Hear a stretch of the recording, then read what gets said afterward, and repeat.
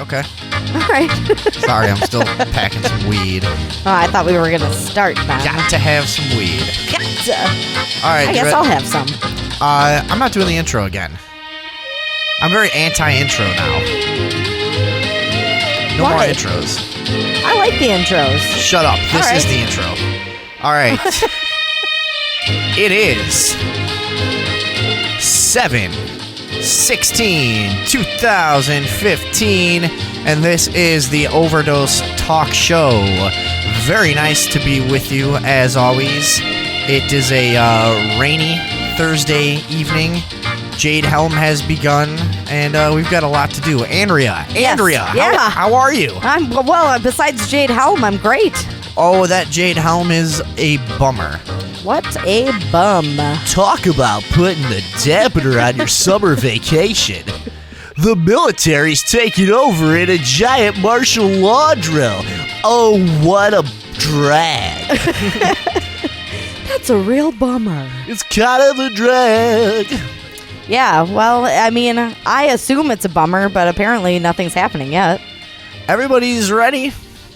Everybody's ready. Everybody's been ready. What if they did this just to make us all look stupid? Yeah.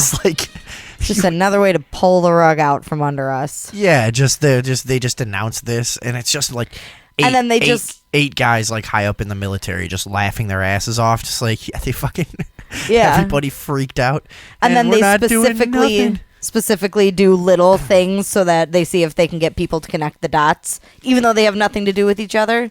I don't know. There's a lot of little things that go into this. The largest domestic military operation in U.S. history has begun. Here's what's interesting. According to what the military told the citizens, the official start date for Jade Helm was the 15th of July. However, a Marine has come forward and kind of spilled the beans a little bit on what they were telling the Marines, which was that Jade Helm started on the 4th of July. That's not interesting. No? No. I'll tell you why. Okay. It's all just dates and names and logistics, Andrea. Let's get to the heart of what's going on here. Okay. Who cares when it starts? People are like, well, they haven't done anything yet. Yeah, well, what do you think? They're just gonna roll out in full force on the first day that it fucking begins, you know? Right. There's probably announced this a year and a half ago or whatever. And what is it? By the way, the military hasn't been like secretive about this, have they?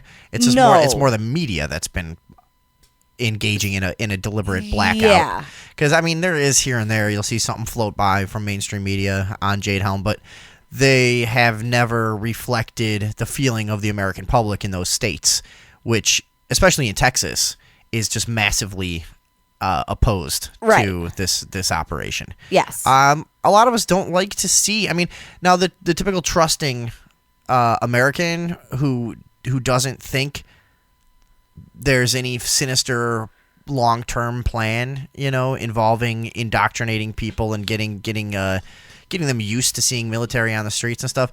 They'll see this and just go, watch, next year this is all going to be a distant memory. And to a certain extent, they're right. Mm-hmm.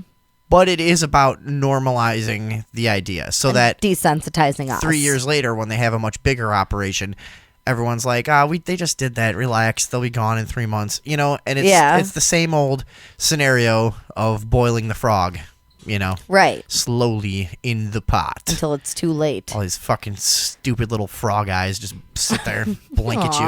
Oh, it's getting hot in here. Well, maybe you shouldn't have fucking came home with me and got in a pot, you idiot. Yeah, you I jerk. know you like water, but you could have fought. So see something coming? Frogs are fucking idiots. Yeah, they don't know. Okay, people are idiots too. There has been somebody put together a citizen militia to help monitor the military during this time. Pete Lanteri, who is an ex-Marine and also does like neighborhood watch stuff and does helps the border patrol with immigrants and monitors the border by where he is, has a network of volunteers all across the country that have volunteered to monitor the military during this exercise and make sure that they're not doing anything unconstitutional. Aye. So they're like a civilian militia there to kind of keep the military in check, which is, I didn't honestly think that anyone was going to get something major organized. for this. Any citizens? Why not? I don't know. I hadn't heard about it. We'd been researching it for a while. And do you need this cable? No. Oh. I'm just making sure you were plugged in. Oh yeah.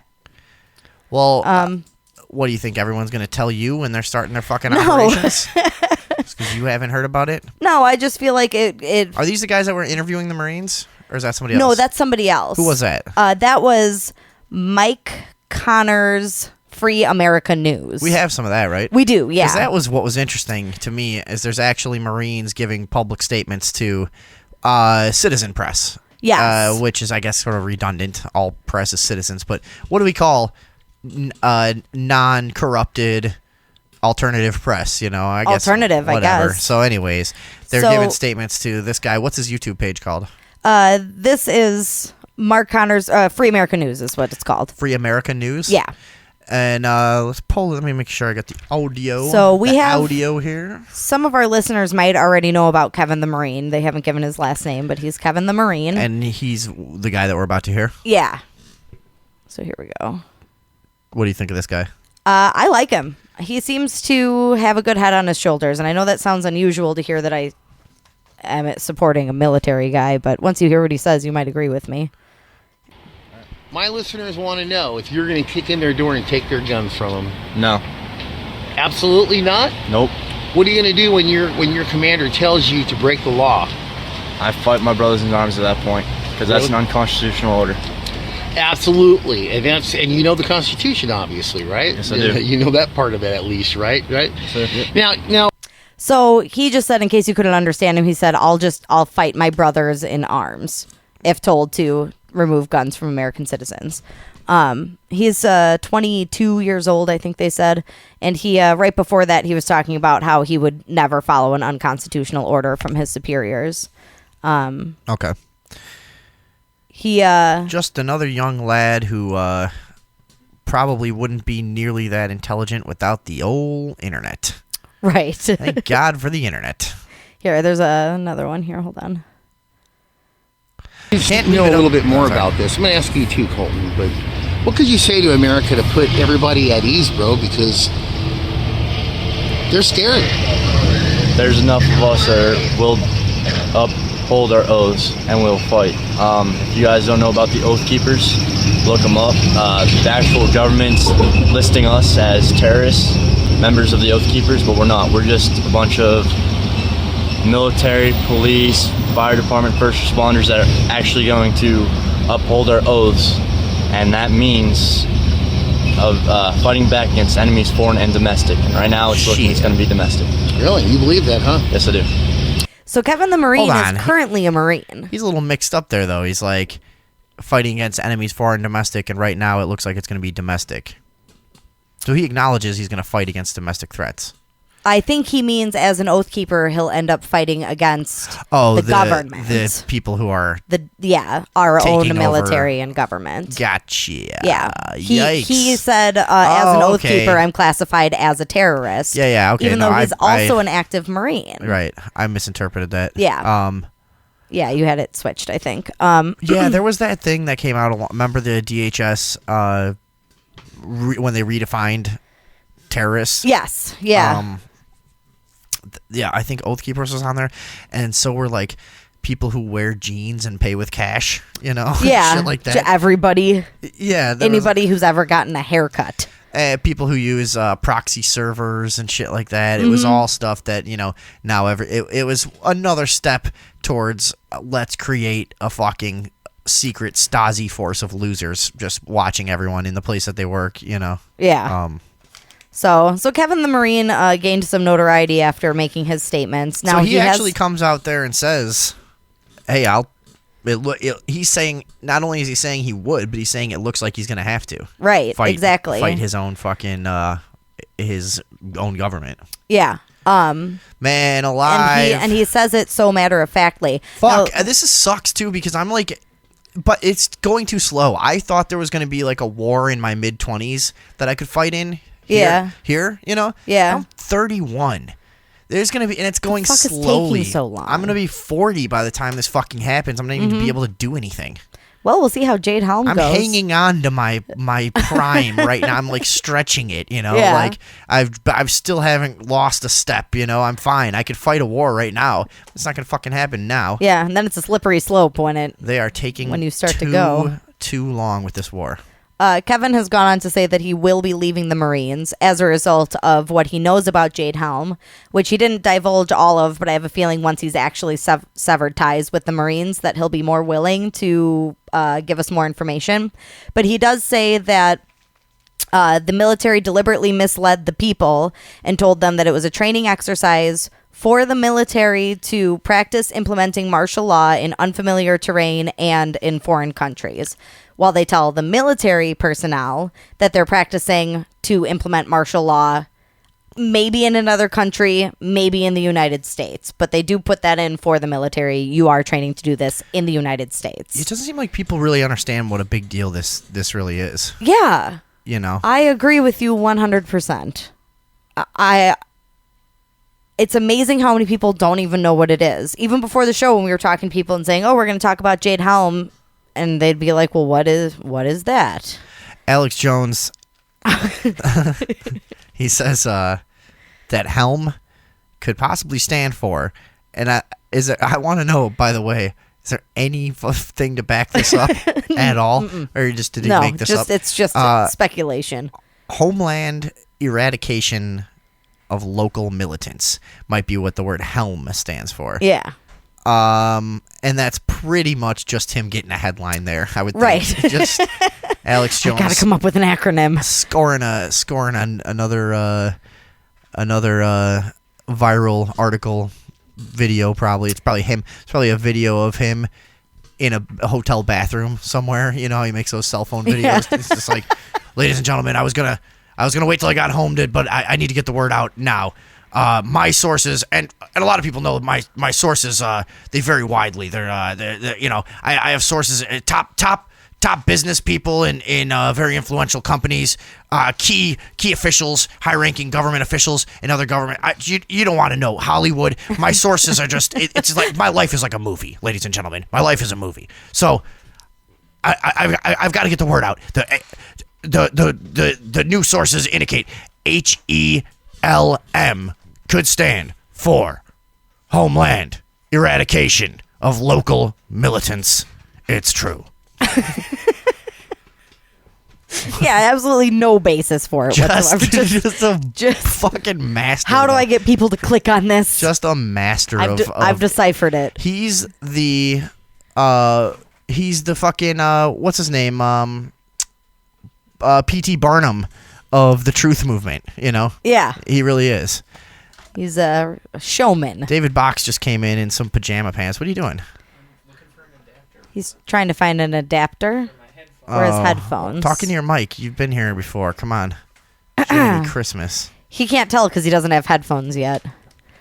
So anyway, so Kevin the Marine, and there's another interview. I'm not going to play it on the air, but I'll share it with people. Of Mike Connors got Kevin the Marine and a couple more of his Marine friends, and they all sat down and you know, he asked the other guys about Jade Helm and how they feel about the Oath Keepers, and they all kind of said the same thing, which was that they were just not. They would just reject to follow orders to seize guns from citizens or to do anything unconstitutional. Right. So just based on the fact that there were four of them all sitting together saying the same thing, that kind of comforts me a little bit in terms of the growing movement of Oath Keepers. That's how they want you to feel, so you don't go buy a gun. David Box joining the show. No, I'll especially buy a gun. David Box, we're talking about Jade Helm. What do we go into, Andrea? Catch them up. We got Marines who are saying they're going to abandon their post if they're ordered to confiscate guns. Or do anything unconstitutional. We got Bluebell ice cream trucks. Oh, Bluebell ice cream trucks. We haven't talked about that yet. What was the deal with that? Because people, I don't know, dude. I'm not always on board with like, oh, I spotted all these things on a train. That definitely means something, right? Like, no. It just means they're shipping a bunch of tanks to wherever tanks go. It's not news that there are tanks. Yeah, tanks go places, guys. When people upload that shit to YouTube, the martial law takeover is impending.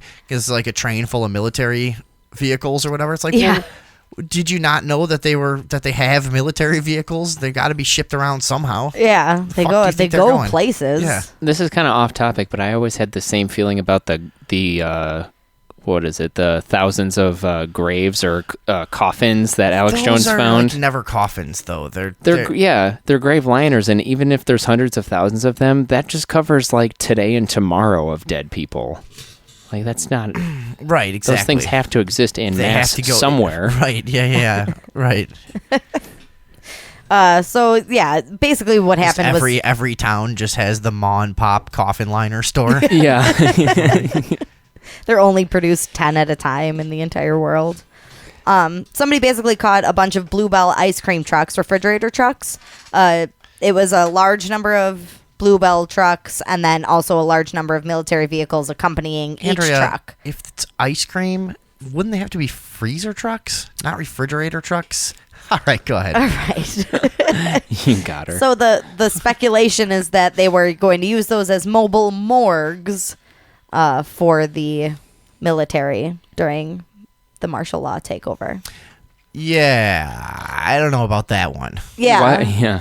Why Now, would as you pointed out earlier, they might not even be freezer trucks. They might just say. Well, if I was going to be suspicious of a shitload of trucks being involved in like a martial law takeover, I would be immediately more suspicious of like information gathering.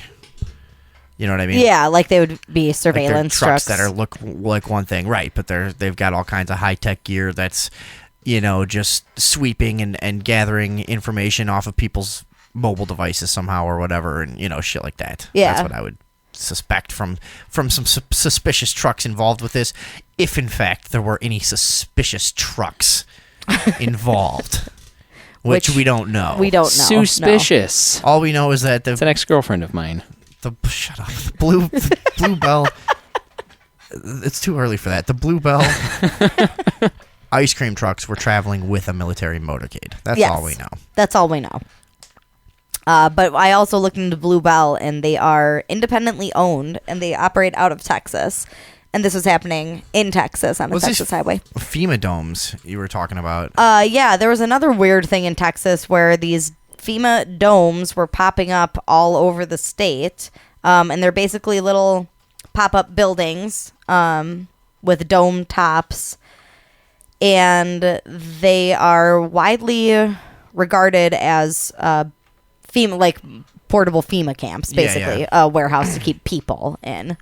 So they came up, let's see, Lumberton, Texas, Brownsville, Texas, Poncho Maples, Kingsville, and they all kind of popped up all at the same time, and none of them seemed to serve any specific purpose at this time. But it started happening about 10 months before Jade Helm was set to begin. So the timing is a little bit suspicious, I guess, if you want to draw that connection. But they're only coming up in Texas and not in any of the other states that are involved. All right. Well, that's what. Yeah, I don't know. Yeah, just. But, it's all just stuff you piece together to see what you think, I guess. Yeah, it's just there are a million different little tiny facets of this that people are drawing lines between. Right. Also, don't forget about the Walmarts that we found out are being gutted. Walmart oversaturated their areas. Yeah, we get it. Yeah. So there's also the Walmart. So they have all shitload of empty stores, and the whole thing about them being connected by tunnels and whatever. I don't know. There's a lot of compelling stuff about it on the old YouTube. Yeah. So, but citizens generally are unaware of anything that might be happening if it is happening by now. A lot of people, part of the exercise is to blend in with civilian life too. People don't realize, I think, that because they were expecting to notice the presence, but an aspect of this military exercise is to blend in with the locals and not draw attention to yourself. I picture Texas as just like the town in Tombstone before they have the shootout. Like the whole state is just there's one giant tumbleweed just rolling down. I'm trying to think of what the main highway through Texas even would be. I-10 goes up through the top part. Yeah, it's close enough. They call it the top part, right? Yeah. And just one giant tumbleweed and everybody just staring out their windows. What the fuck is going? What's going to happen? Yeah. Who's just that? waiting. Have you seen him before? Everybody on the edge of their seats forever. Do you recognize that car? One other weird thing that Jade Helm did, allegedly, was disrupt cell phone service. Yes. T-Mobile and AT&T both lost service in large areas for a similar computer glitch, and both at the same time. But not Verizon. Not Verizon. So what is the idea there, that this could be some kind of test of just like killing the cell phone communication for a large area? Yeah, or seeing how easy it is to infiltrate their cell phone towers and their service. I guess to test if they could shut it down or manipulate it, monitor it in some way. They both, T-Mobile and AT&T, both describe a computer glitch as the reason, but it's pretty vague, and it seems really unlikely that a similar computer glitch would occur at similar times at two completely different service providers. They don't share towers. No. Okay. No, everybody has their own towers. Yeah, so it would seem that would be a totally separate affair. Yeah, absolutely. So it is suspicious. I don't necessarily know if I believe that that's involved with Jade Helm, but people are labeling it that way. So I don't know. What do you think? Is that something you think that they would even bother doing at a time like this? It's probably another thing that would be. I don't know. It seems like it wouldn't be wise to chalk it up to coincidence. Right. You know, it's just another thing that just makes a little bit too much creepy sense. Yeah. You know, in the timing. Yeah, all these things by themselves could be explained, but like all together at the same time, it's just a little too much. Yeah, you kind of have to wonder. But Well, and considering the tendency for like large, terrifying, terroristic, society-changing events to happen in and around drills. I think it's terrific. Terrific. I know. There is, if you look up the definition of terrific, you will see that one of the definitions is terrifying. I'm serious. yeah. Yeah, isn't that weird? And then for some reason we use it as great now. Yeah, that's pretty weird. Yeah, you should look that up. Part of the Andrea. programming. Come on, what the fuck? What is that? I think we have an error message. Oh, God damn it. That's like when you get turned on when you see one of those snuff films. Right, A little bit. yeah, it's kind of like yeah. that. Like, oh, this is terrific. This is terrific. Oh, this is terrific. I have a fear boner right now. Yeah, it means of great size, amount, or intensity, or causing terror. Wow. See? So if you're out there going, hey, that's terrific, which no one is. My, isn't that terrific? Yeah. Would you look at that? Everything's fabulous these Neither days. of the acceptable definitions are like good. You know. Yeah. How we use it. No, none of them are right. It's not what you want to say. Yeah. So stop saying that. Idiots. Everyone just saying terrific constantly. It's always wrong. Terrorists. Driving me fucking nuts. Same thing with amazing. Amazing is always wrong too. Where the hell was I going with this? The tendency for horrible fucking giant terrorist events and shit like Terrific acts. yeah, terrific acts to be committed in and around large drills. Yes. Yeah, we've That's- seen that time and again. Making me a little nervous. Yeah, we Yeah. saw. When did we see that? That was happened Well, at the Boston bombing. We saw it 9/11. at Sandy Hook, 9/11. Sandy Hook was a major one. The and then the train station bombings in England that shortly followed 9/11. 7/7 bombings Yes, or something. yeah. And then in the videos before Building 7 collapsed, you can see they had like those flats that police shoot at for target practice, like in the game police shooter, the cutout or something would slide across. Right. Right. There was a bunch of those stacked up in the building, like there were some drills going on or tests or something like that. That's probably a reach, but it is everywhere. Yeah, but those things are everywhere. And now it's become kind of like a false flag, red flag. Like when people identify a military drill or exercise that was happening in a nearby area that was for a similar situation, that's like the first thing that people are like, oh my God, false flag. Look, false flag. This was clearly faked. This is a dead giveaway, you know? So I definitely think that a military exercise on this scale is worth looking into that way. Yeah. You always find out at those like big events that take over the news for weeks and weeks at a time. The drills, I find that I always find out about them after the event took place. I wonder if now that people have an eye out for that kind of thing, if we should expect a different pattern, or you know what I mean? Like, does it change at all now that everyone's kind of looking for the drill to follow for the cataclysm? Yeah, did they adapt their formula to fit what we've figured out? Yeah. Right. Well, I can't tell because, you know, with the ability to share information more quickly, it seems like it's happening more and more things are happening that seem like they're supposed to be secrets. But I don't know if that's because more are happening or because there's just more flow of information about everything.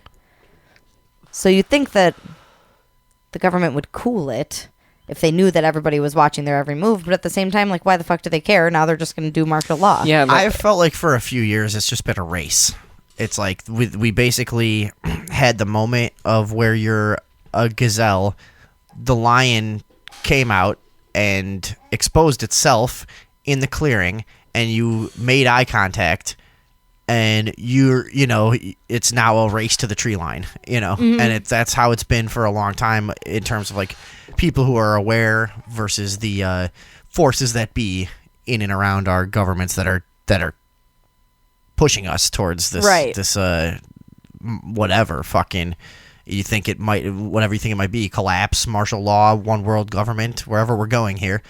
You know, we had that moment a long time ago where we sort of acknowledged each other, and the cheetah or whoever they are, the cheetah, the lion, went, you think you're gonna fucking make it? There's no fucking way. I'm coming straight at you now. Just try. Patriot Act. Here it comes, baby. Yeah. You know what I mean? And they just started throwing everything they had at us. Yeah, absolutely. Yeah. Let's lure them to the gator pit. What would that be in this metaphor? I have no idea what you're doing. Well, we run away. The lions chase us, but we run away close to where the alligators are, and they hop out of the water and eat the lion. What the fuck? Yeah, I got it. So who's the alligator, though? I don't know. Sweden?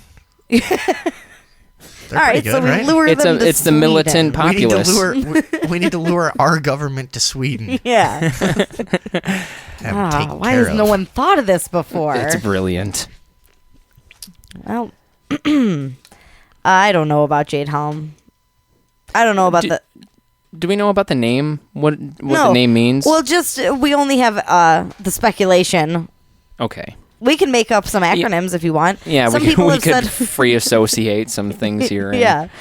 People have said that the word jade was chosen to represent China's stranglehold on the country, and that this could perhaps be a way to pave the way for China to come in and take over. Oh, yeah, I remember us talking about that. Which I don't buy. Yeah. I don't think China is going to invade us. I've heard that a lot of times, and I just don't think that's going to happen anytime soon. I don't know. Do you? Is that like a feasible thing? Oh, who cares? They can let them invade. We'll fucking kick them around like gremlins. Just a bunch of 3-foot tall idiots. Just hold them away at arm's length. Half put their your palm army's on their like forehead. 7 years old anyways. It really doesn't Yeah, matter. that's true. They're not as powerful as they look on paper. And all the young No. people there fucking hate what's going on over there anyway. I mean, they have their own problems with their own people. I mean, I don't know enough about it, but it seems Yeah. Well, ridiculous. dude, the internet. You can't keep people oppressed with the internet. They start figuring out what's fucked up about their situations, you know? Yeah. Right. A lot of scholars have suggested that if the slaves in the United States in the 17 and 1800s had the internet, they may have won their freedom much quicker. Interesting hypothesis. Is there a way? Let's test Can that. we test that somehow? Yeah. Let's enslave some people, keep them under a rock, and then slowly introduce the internet to them Yeah. and see if they form an uprising. It will happen. So Jade I'm Helm trying to fix something. Can you just? is there like a date when all these things are supposed to... I'm sorry if I know Well, I stepped in late. Jade Helm officially started yesterday on the 15th of July. Okay. But according to Kevin the Marine, who we were listening to the interview with earlier, he said that according to the military, the Jade Helm operations actually started on July 4th, which means that they were doing it for 11 days without anybody realizing it. But part of it is just to blend in with people, so they may have done it that way intentionally to not have anybody looking for them. Okay. And then, I mean, what else do we know about it? Like, it's just a plan to sort of see what it would be like if there was such civil unrest that people would arm themselves against the government? No, it's supposed to be practice to implement martial law in other countries. Oh. And it's on such a large scale because they want the military people to be experiencing new terrains the entire time. So they didn't want to do lots of exercises in one area because the idea is to adapt to terrain. So that's why they say it takes such a large area. Now, it is kind of weird because they released a map of the states that were going to be involved, and some of them were labeled as hostile, and some were labeled as neutral, and some were labeled as friendly.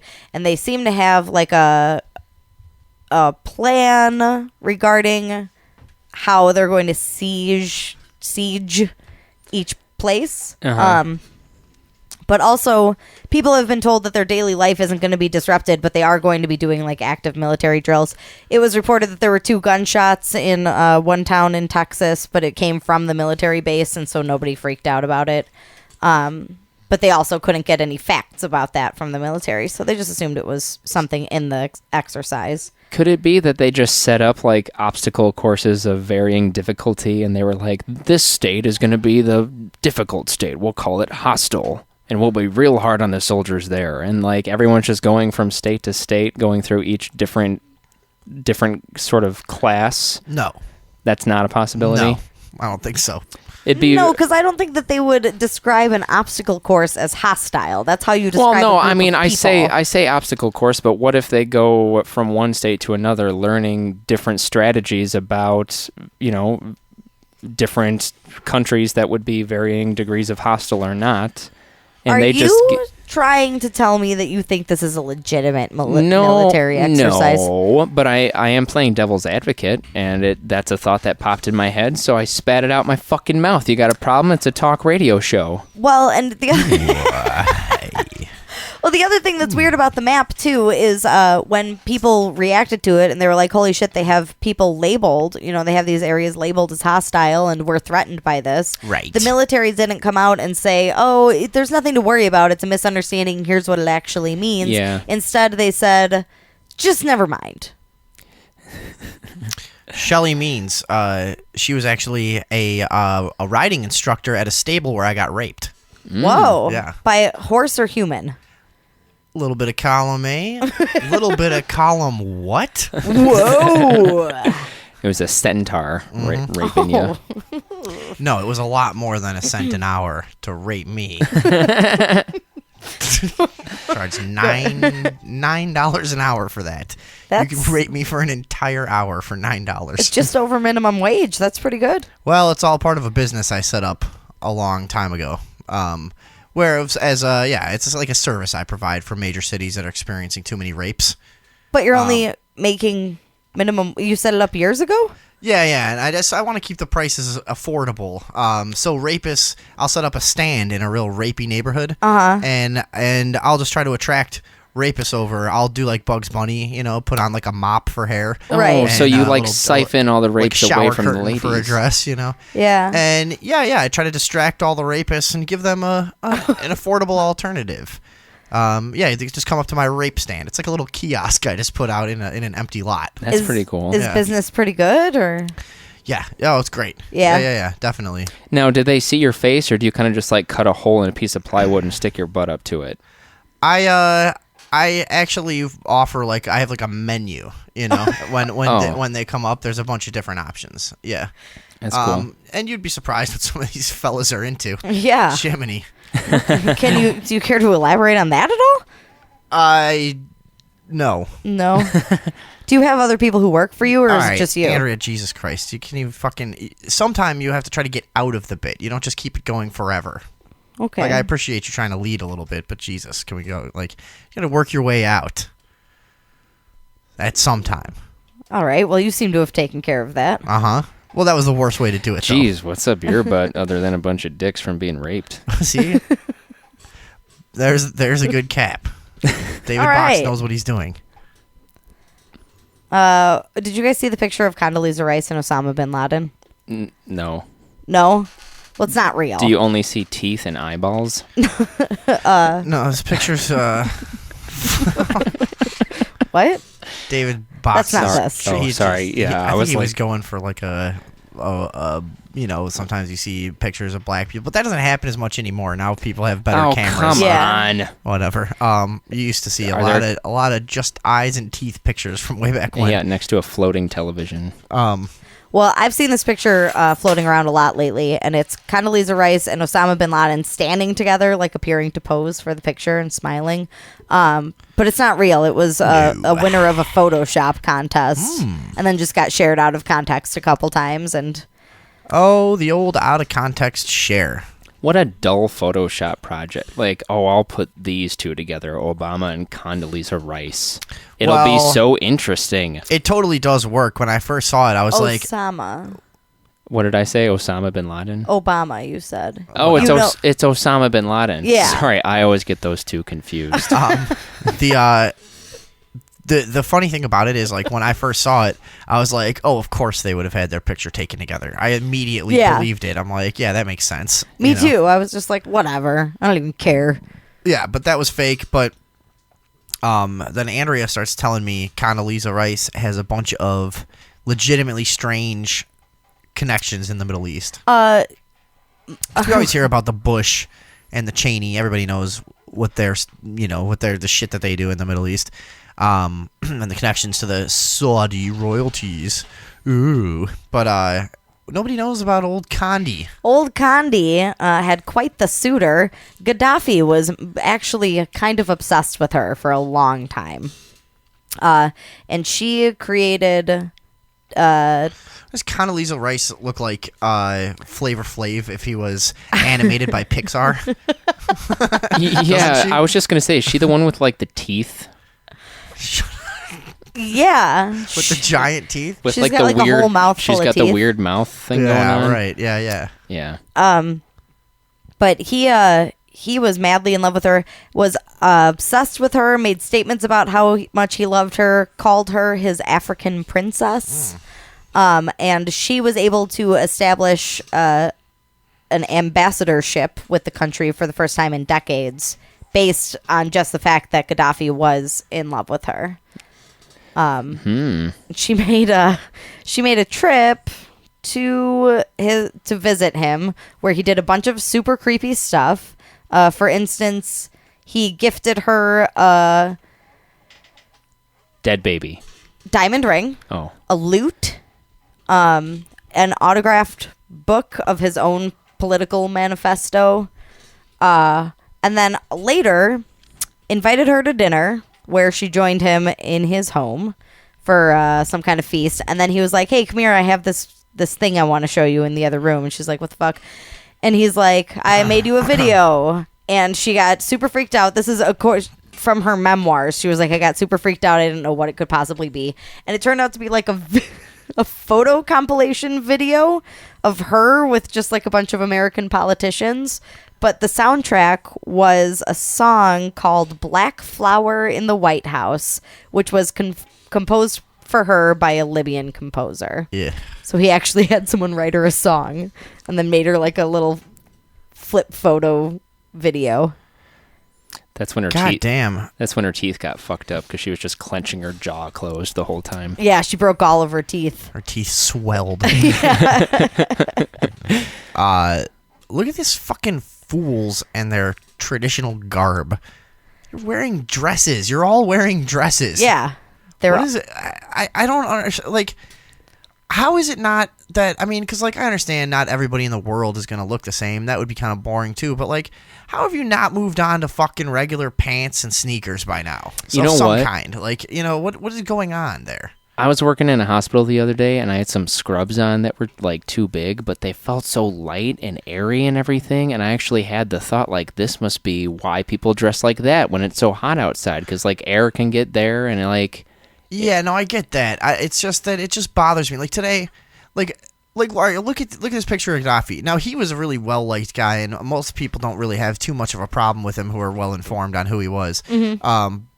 I mean, I'm sure he did some horrible shit. Oh yeah, They all absolutely, fucking do. but Who they all cares? do. Whatever. All right, so the like this picture that I'm looking at, he's just got this long white robe, and he's got like two sashes. Like he just one like some Mr. like, Libya. Yeah, he just won some some Miss fucking weird desert rock pageant contest, you know, and he sat down in this weird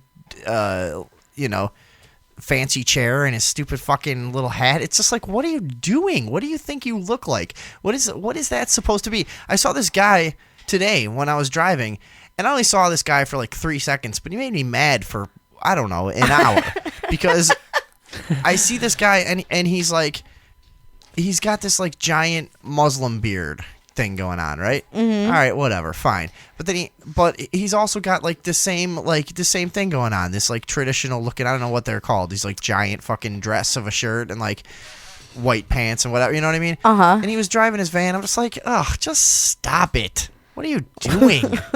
Why do you look like that? It's just I don't know what. It just bothers me because they all.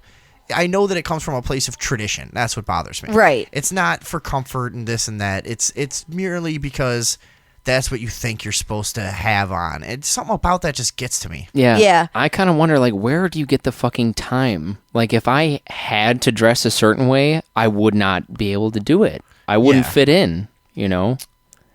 Where's Well, the you time just come buy from? all the same clothes. I don't know, dude. And the same with those footage we saw the other day of all the like Orthodox Jews at that like protest or whatever. Oh, yeah. And like 10,000 people wearing the exact same thing. Like, how do you not feel like a goon? Yeah. How do you not feel like a fucking idiot? How do you not see how stupid that is? I'm it's sorry, I literally missed- in front of you. I'm sorry I missed that. That sounds infuriating. Yeah.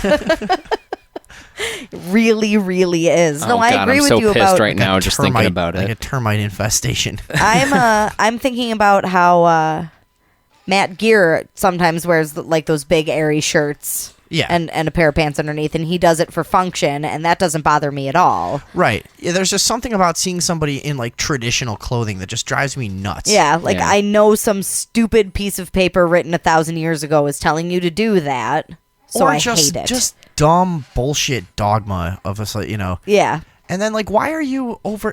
I don't know. Why are you a million miles away from where Everybody else who does that. and like you're still doing it? Mm-hmm. Still, you haven't noticed that like that shit's a little more just comfortable and laid back here. We kind of got to figure it out.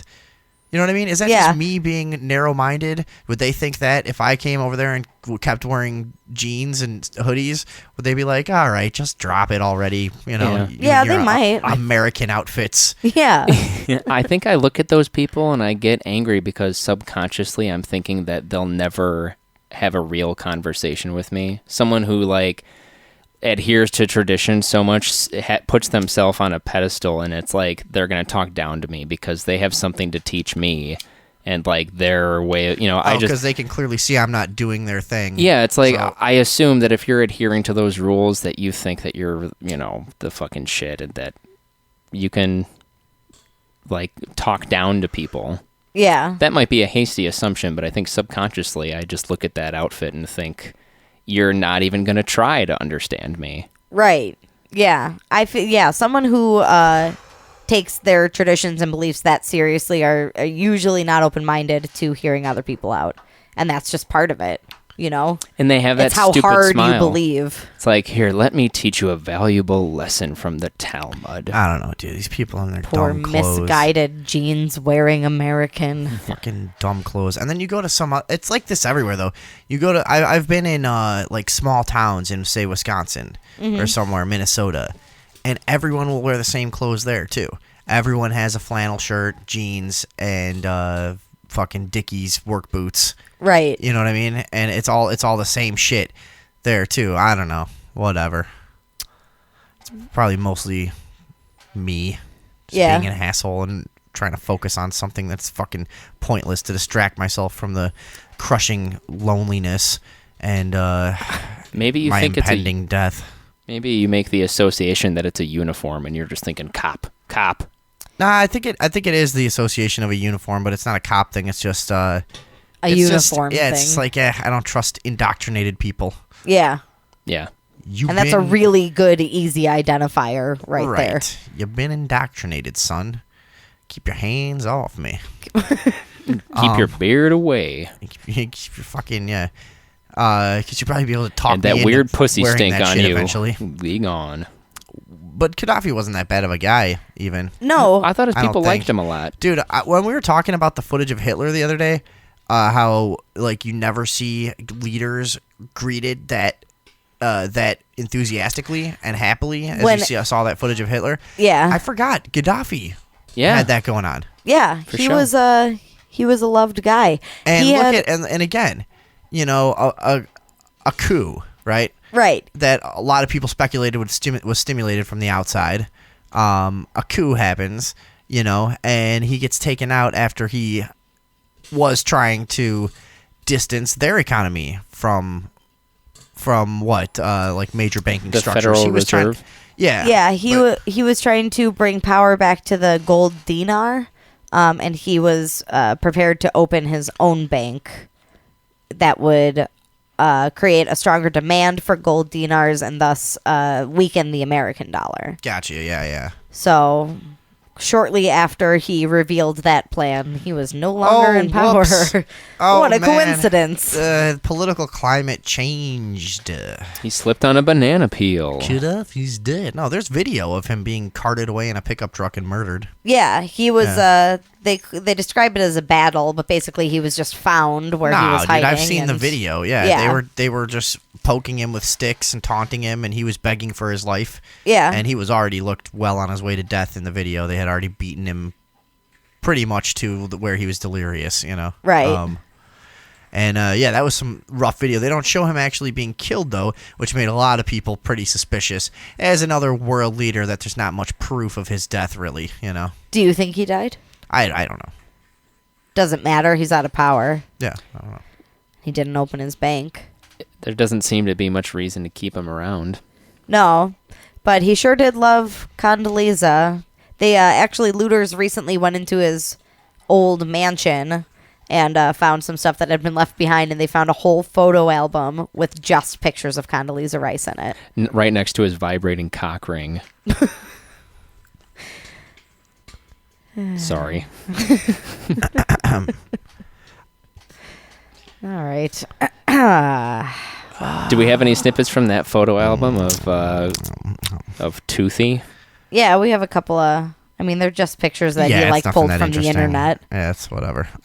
But yeah, he was a creep. Yeah, he was a real creep. But his people sure did love him. People did love him, and he was just another guy who wanted sovereignty. He, you know, for his people. Right. He was just looking for a way to be their own country. Right. For some reason, I feel like it's worth mentioning that on his property at his manor, he had a teacup ride like they have at Disney World, and then he also had a carousel in working order. I think that's... And the children got to ride for free. He's a lot like Michael Jackson. Yeah. Gaddafi. He's exactly like Michael Jackson. He does. I mean, yeah. All right. Parallels are many.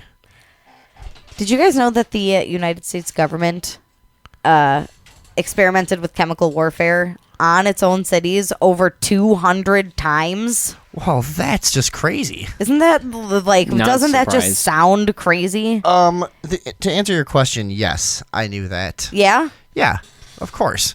Well, and I didn't have to know that. I would just have assumed that was true, you know. Right. That's shit. I mean, shit like that just gets found out every 30 years or so. Oh my god, we didn't know DDT was doing that. We're so sorry. Yeah. Oh, that was a Whoopsie. miscommunication. Well, here's what's really creepy Aniston, about it. Aniston. What was it? Aniston, Alabama. The town that Monsanto just fucking Oh, yeah. destroyed. Yeah. And whatever. Anyways. We talked about that yeah. on the show before. The military carried out 239 secret open air tests in various cities throughout the U.S. And at the time, That's Andrew. I want to just go on record here and say that I'm against this. okay, You're taking a rather controversial stance. Well, I am running Are you for sure president. you want to do that? You're against All right. it. I need to make this clear. I'm against this. I do not condone. He's against it. Yeah, they're making it really, really, really hard to support their secret operations at this point. Yeah, well, we'll see about that. Operation Sea Spray happened in San Francisco, where they sprayed 2 types of bacteria all over from the shore, thinking that San Francisco has like a notorious fog that happens. They're in like a foggy place. So they did it there to see if they could use the fog to help distribute these bacterias. They chose 2 things that they thought were harmless, which turned out to not be harmless at all. Oh. And the fog helped so well, it spread to... It is estimated that all 800,000 residents of the city inhaled millions of the bacteria over the next few weeks. Then it came out that the bacteria that they used, which they chose for its bright red color when it interacts with water, so it would be easy to track. And then it came out that it is not safe at all. And it caused 1 death of a man named Edward J. Nevin. And then dozens others were hospitalized with urinary tract infections and pneumonia. Why is this coming out now? When did this happen? This happened between the end of World War II and 1977. Right. But what was there like a new report out or something? Yeah, well, or? there's new research about the chemicals that they were using. Which another one, zinc cadmium sulfide, which has been sprayed over an undisclosed number of cities. And so the government is actually on record doing all of this for the purpose of developing biological weapons. Yes, experimenting with biological weapons. First need to figure out how to feasibly disperse agents of this nature. Right. So we'll do it with ones that we think are not harmful enough to raise any alarm bells with the public, and we'll collect our research and we'll move on. Right. And we'll go fucking stab bunnies in the eyes or whatever we do. Right. For fun. For the purpose of government. Yeah. Zinc cadmium sulfide is the one that has recently been indicated to cause cancer. It's not completely proven by now, but it is thought to cause cancer. The government even simulated attacks on Washington, D.C.'s bus station and airport using these chemicals, and just spraying these chemicals into the air in enclosed buildings and like practicing these kinds of things. I like how people always ask, do you really think there could be that people could keep anything, like with any conspiracy topic, do you really think people could keep anything secret? Well, I don't know. Did you know there were large teams of people doing this? Yeah, exactly. You know? And there's a million examples like that. I mean, you could point to pretty much anything that hasn't had widespread mainstream coverage. I just love that anti-conspiracy argument of just, well, come on, it's impossible to keep anything a secret. Yeah. Okay. Because I can't keep a secret. I assume nobody knows how to keep a secret. And then you tell them, actually, you're kind of right. That's how I know about all this stuff. Right. Well, I'm not looking at information. Oh, what? You trust those whack jobs on the internet? If I read it on the internet, it must be true. Oh, wait. Yeah, you're right. I should be spending all my time in the library. That's where all the information. Watching the news. Right. That's right. I forgot about all the viable alternatives. I watch CNN and Fox. I get both sides of the story. Although I might have to watch a YouTube video to remember how a card catalog works.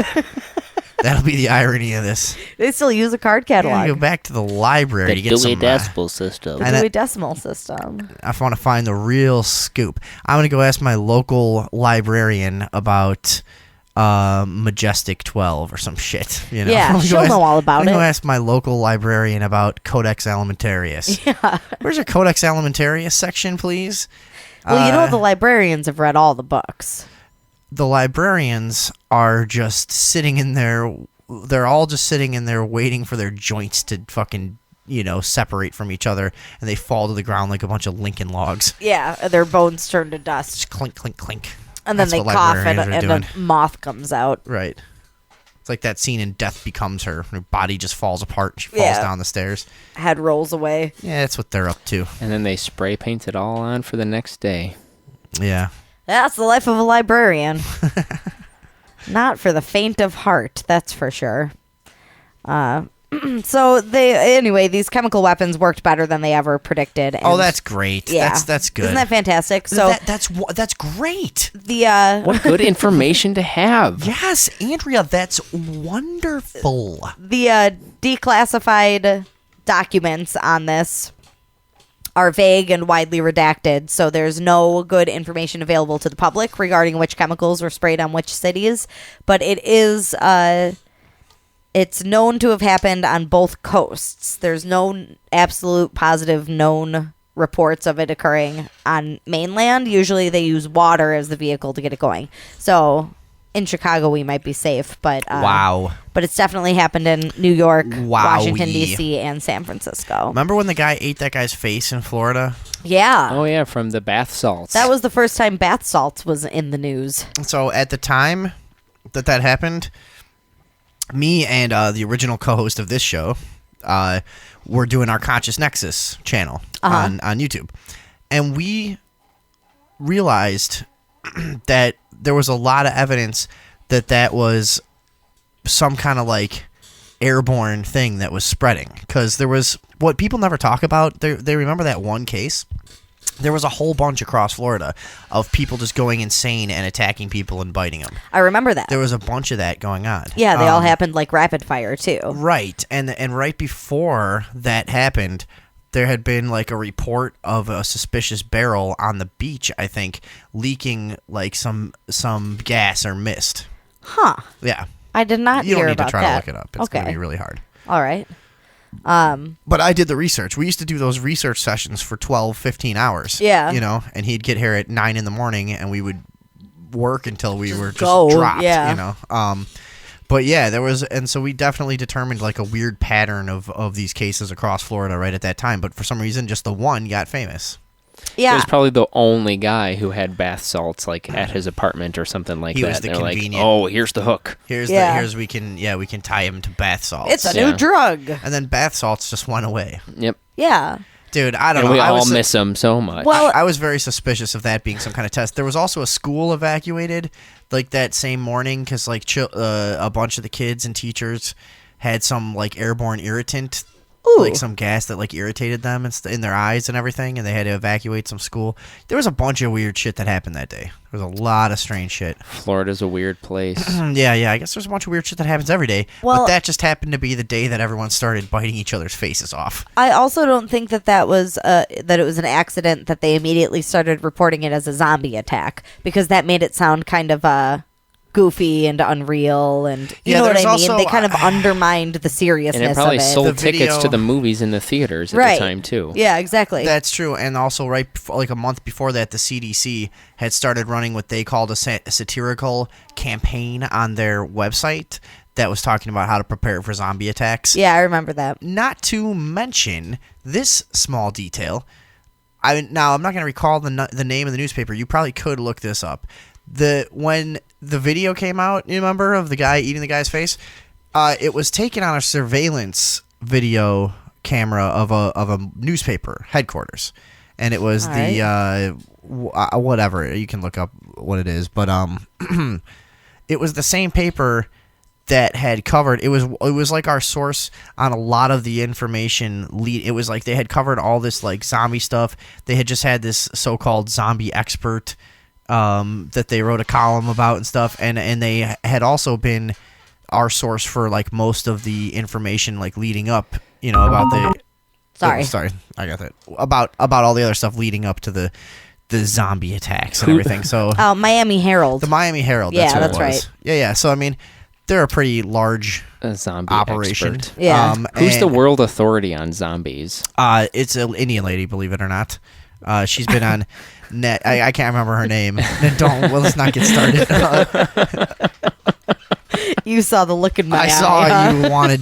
you wanted to be her, but no, we don't have time for that Okay. right now. All right, we Okay. won't do it now. Maybe That's- later she'll come back and talk Yeah, to us let me about try to find zombies. something about her. You guys never heard of a zombie expert? No. Well, I feel like zombies have been so trendy for a while now that it's hard to sift through who's Yeah, a it's like, fucking trendster and who's an actual. yeah, if you brand yourself as the zombie No. expert. She was at Yeah, you're kind of you're What's just your kind motive? of a dork at this point. Yeah. Yeah. She was actually a she gets called that. She's some kind of scientist dealing with the brain, and she would talk about the like the likelihood of there being a biological disease. The CDC was talking about biological diseases that could. She might have worked for the CDC. They were talking about biological diseases and weapons that could create a zombie effect. Yeah. And they even were talking about, could it be transferred in the zombie way of saliva and blood once it's administered in an airborne way? Could then we make something that was administered in an airborne? So she speculates. She's like, and somebody's doing a documentary, somebody's doing a news piece. This is the lady they get to comment on the possibility of zombies happening. Well, I think mad cow disease kind of does that, right? I mean, you get that from being a cannibal, but then it makes you crazy and be a cannibal. Yeah, I don't remember the specifics. I thought mad cow disease was sort of the result of eating other cows, but I didn't know that it made the animal like crazy hungry for more cow. Well, you can only get it by ingesting brain matter of someone else that was infected. Oh, okay. Yeah, I think that's how it works. Spread that. Okay. Yeah, I don't remember that. And that's because they were just cows were dying and they were just mixing them in with the feed. Right. That's the rumor. Oh, that's how it works. That's how they get rid of stuff. Remember the drone footage of the factory farm? We did this on the show, and they I've seen that everywhere. Spray the cesspool all over the neighboring towns in a fine mist without them knowing. Yeah. That's pretty fucked up. Oh my God, dude. There are so few ways they create so much waste, and there are so few ways to get rid of it. I mean, can you really blame them for trying to feed dead cows to cows? Yeah. Why didn't they just feed them to the pigs? Give the dead cows to the pigs eat everything, and then spray the pig mist all over town. There you go. I should write them a letter. Well, see, but there's the risk. I mean, that's like a real risk that some people think about, that could happen. Something like that, Yeah. That's pretty terrifying. Yeah, this I'm not finding this lady's name. Maybe I'll try to find it in the break. But she did like, I saw her in National Geographic stuff, she's in all kinds of shit. She's a legitimate zombie expert. Yeah, well, it's been long proven that there are things that exist that will create this type of person. And once a disease gets going, it evolves so quickly and spreads quickly, especially if we don't know anything. Yeah, we could have a new quality of insanity out of something like this. Oh, speaking of that, are they doing that head transplant? It's in the air.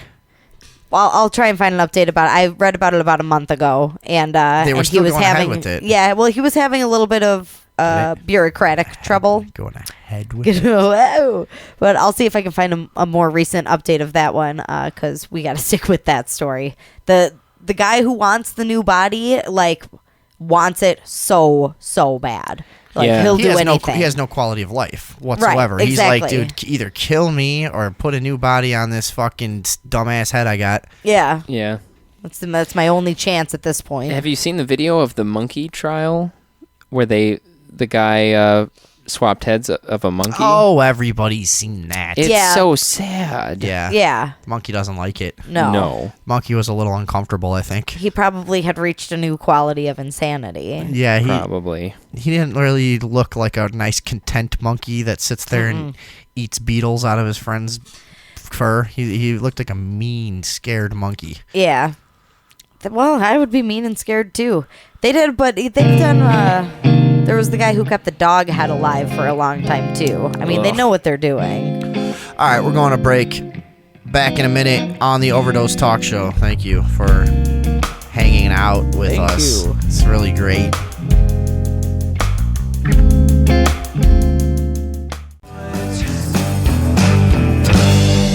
Yes, very good. We're back on the Overdose Talk Show. We're back. Yeah. Andrew, I had no idea that you were so into like scams and fraud. Earlier, I'm like, I tell Andrea, I got like some inklings. I got a couple ideas because I'm broke. When you're broke, you start thinking about shit, weird ways to make money. You start thinking about like I was talking about the other day, like, can I just go like work on a boat or something? Yeah. Like maybe I can go to a farming commune. Is that a thing? I don't know. Can I just pick peaches or some shit. I don't know. You start thinking about shit like that, and I'm starting to think about. I'm at the point of brokenness where you start to think of scams. You start to think like, well, could I get a shirt made that says the name of a charity and just stand at fucking Navy Pier, go down by the river or some shit, and just find tourists and just can I, you start to think about it. Who's really gonna stop you? I'm certainly not going back to work for a living. That's not gonna fucking happen. Forget that. So Andrea starts going, no.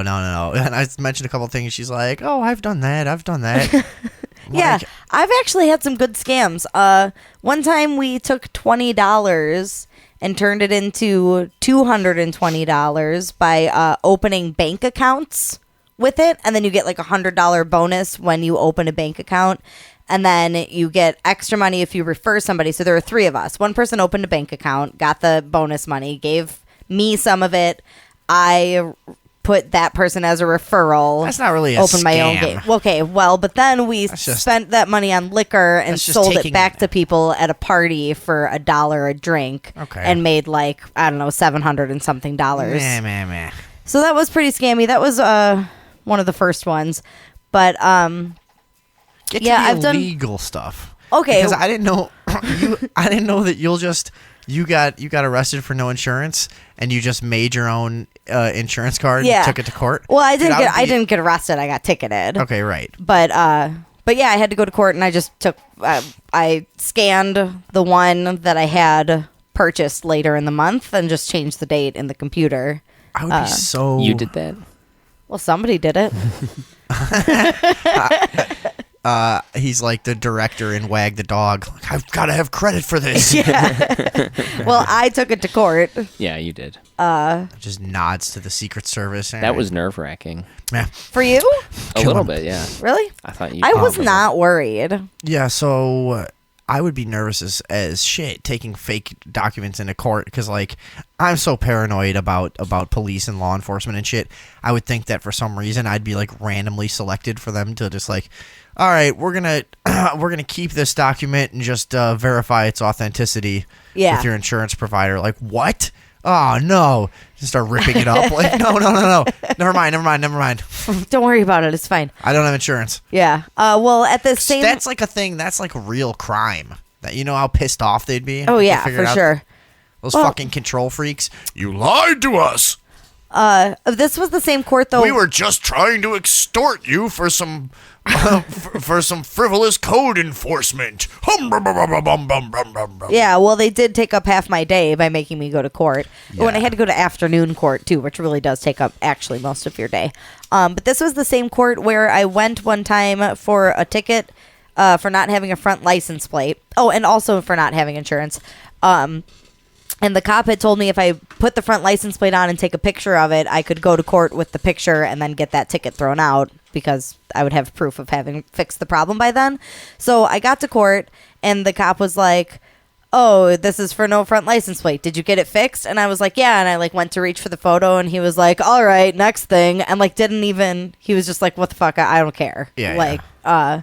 So I had a feeling that it wasn't going to be a big deal. A lot of times you're at court and you're like, they're just like, did you do all your community service and everything? And you're like, yeah, all that stuff. And I've never really like had the balls to just not do it and say I did, but like the prosecutor has this giant binder of bullshit, you know, and they always go, any objection from the prosecution, and they're always looking through 25 sheets of things. They're just like, I swear I've seen this multiple times. They just go, nah, whatever, it's fine. I could have just not done anything. Nobody even checks. Yeah. You know?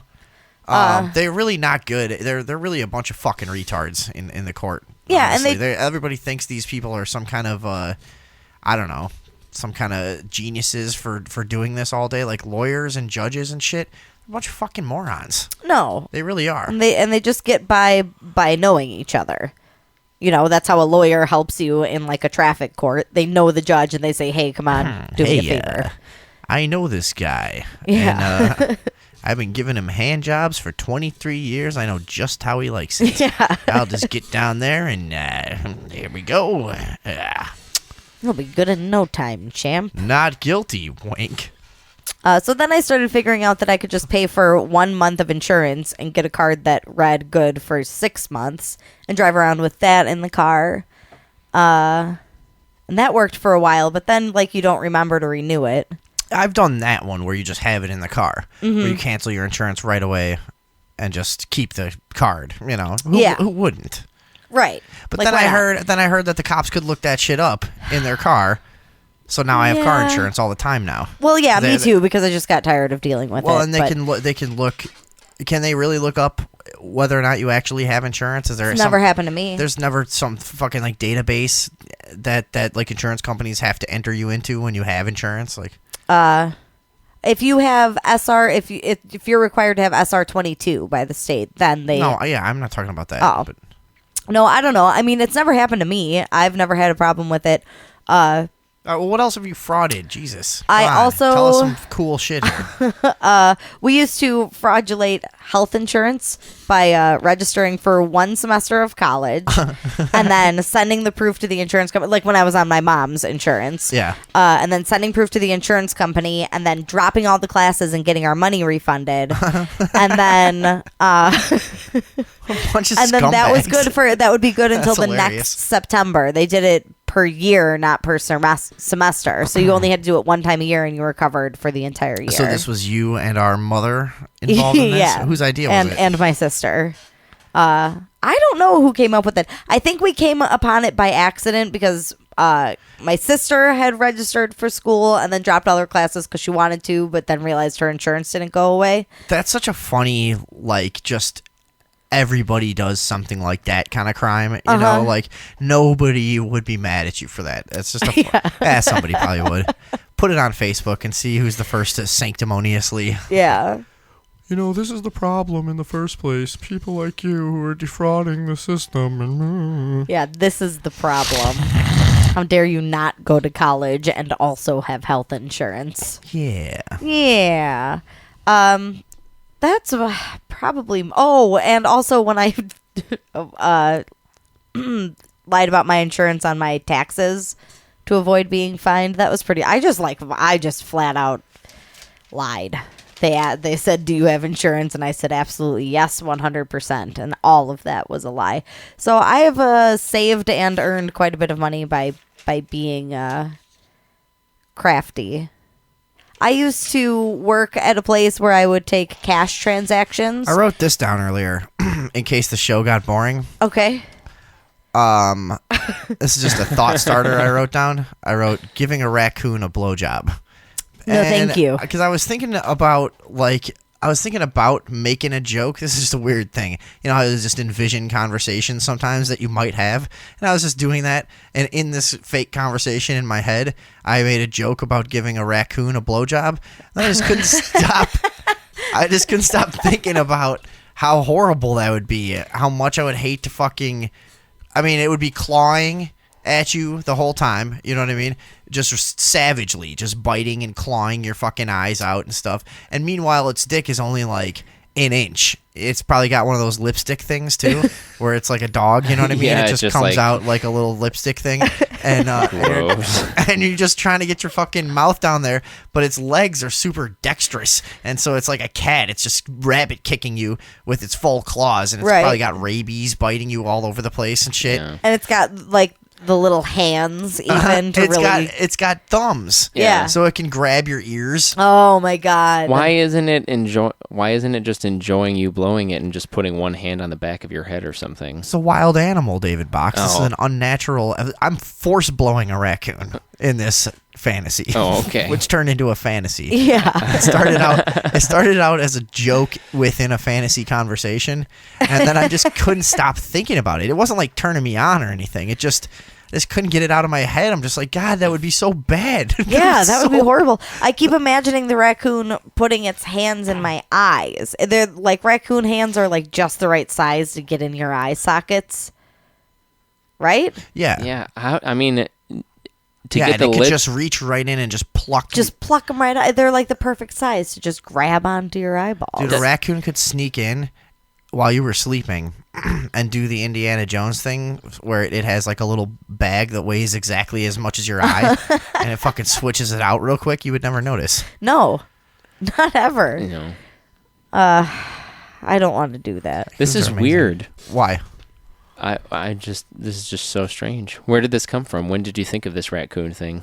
I was just walking around in the kitchen. Like I said, I just had an imaginary conversation going on in my head, and in the conversation in my head, I was gonna make a joke about blowing a raccoon. And then you just got fixated on And then force I blowing just a that raccoon. derailed my whole other fantasy, and I was just imagining vividly imagining the pain of it scratching me and stuff, you know? Yeah. Just thinking about what I would look like afterwards and what I would tell people. How would it happen to you? Well, sit down. And now, in your Sit fantasy, down. Sit down, because here's what happened. I once had a fantasy conversation where I made a joke about a raccoon, and then I couldn't get it out of my head. 5 years later, you know, Get completely consumed. this is going to be the thing that just drives me insane. Yeah, and, this is it. And years later, I'm still just desperately just searching fucking dumpsters and parks for just raccoons, and I can't catch one, you know, and I'm just stark raving lunatic just trying to blow a fucking raccoon. Does it have to come? Well, I don't know. What do you like to do when you get a blowjob? I'm assuming that it has to, but like, if it's not enjoying it, how are you even going to get the lipstick to come out? You know what I mean? You gotta, take it out to dinner. Well, that's what No, he's paying because for. raccoons have a fat little pubis. You just put your thumb and forefinger on either side of its penis, and you just push down. You know, just let it out. Oh, God. You just pull it down and you expose it, and whatever. You seem to have done a little bit of research. No, raccoon is you don't think about raccoons. Not like that. Not like I'm gonna squeeze their dick out like And lipstick. his back legs are so Fucking psycho. short. Its back legs are so short. Is this gonna be clawing you in the face with those two? Yeah. Oh God, would I hate to fucking give a raccoon a blowjob. Fuck. Now a female raccoon, if you just had to eat it out, I feel like you could just snap its legs back and just fucking get in there and do it. It's the actually having to get the penis out of the raccoon that makes it so hard with the guy. That's what does it? Yeah, because you have to use your hand for that. Yeah. So with the female, you got both hands. You just grab its arms and legs and just fucking smash it down on the ground and just lick its fucking raccoon puss. So tying up the male raccoon, that doesn't fit in your fantasy. It has to be just like your bare hands in your mouth and its lipstick dick, and that's it. David Box, you just solved my problems. And there you go. Tie that bitch up, suck its dick, be on your way. Bada bing, bada boom. Oh yeah. Hey, in Flat Earth news, Yes. I was back on YouTube, and first of all, I'm gonna again say that the video of drones that go up above the clouds and just fly around and get a nice kind of clear, still look at everything. The sun, it just looks like it's so fucking close. It just doesn't look that far away. Like, it's probably just me again. It's just me being an idiot. I know. And by the way, people that have listened to us talk about the flat Earth, they think we're stupid. Oh, yeah. Not I all know. of them. The YouTube people are cool. Yeah. Oh, and thank you to our new subscribers and fans and everybody. We are happy to have you on board. I know a lot of you came around because we talked about the flat Earth and the Jews. Oh man, The Jews. But people Expect love to more of hate the that. Jews. no, people just think that it's retarded though, for the most part in our other lives. Like they think we're joking or whatever. But Yeah. dude, I don't know. It's fucking so. There's all that video of the drones way up above the clouds and shit, taking weird little videos, or balloons, I should say. I'm sorry, not drones. Yeah. Balloons. Little hot air balloons. What about clouds disappearing behind the sun and moon? I don't I don't buy know. it. Check it out. I don't know that I've seen that for myself. Check it out. All right. Well, what can you tell us about that? Well, as we all know, in the flat Earth model, and young Andrea, you can use the monitor that's plugged into that computer right there because we're not using that anymore. Okay. But show us some of these videos. In the flat Earth model, you know, the sun and the moon are within our atmospheric bubble. Okay, Okay. Okay. you're joking, right? Right. This is stupid. So within that model, you would have clouds on either side from your perspective. And so people are taking video and uploading it to YouTube and saying, look, there's clouds in front of the sun and some behind it. You know, you see what I'm saying? Yeah. Yeah. So I don't know. And then other people are going, well, that's not what's going on. They're just not visible because the light is too intense. That's as what they I'm go in about to talk front about. of the sun. Okay, fine, but it'll show clips where some clouds are visible in front of the sun, and some clearly look like they're going behind it. So Andrea says before, so maybe they're clouds at different elevations or different densities or whatever, so they have different effects with the light. Yeah, but maybe not. That's just speculation as well. So again, we're all this stuff with the flat Earth always leads to this weird place where you go, okay, well, we're pretty much both speculating, you know? That's yeah, it's like neither one of us can go up and precisely look at the location of the cloud and be like, oh, this one is... And again, we've learned not to trust NASA. Right? No, of course. So where do you go for the absolutely. real info? In the end, it's kind of a stalemate. That's why people turn to religion on this stuff. Well, also You know? they turn to what everyone else is saying. So look at that. Wait, here's look a at that. really Look at weird that. one. Look at that. Look at that.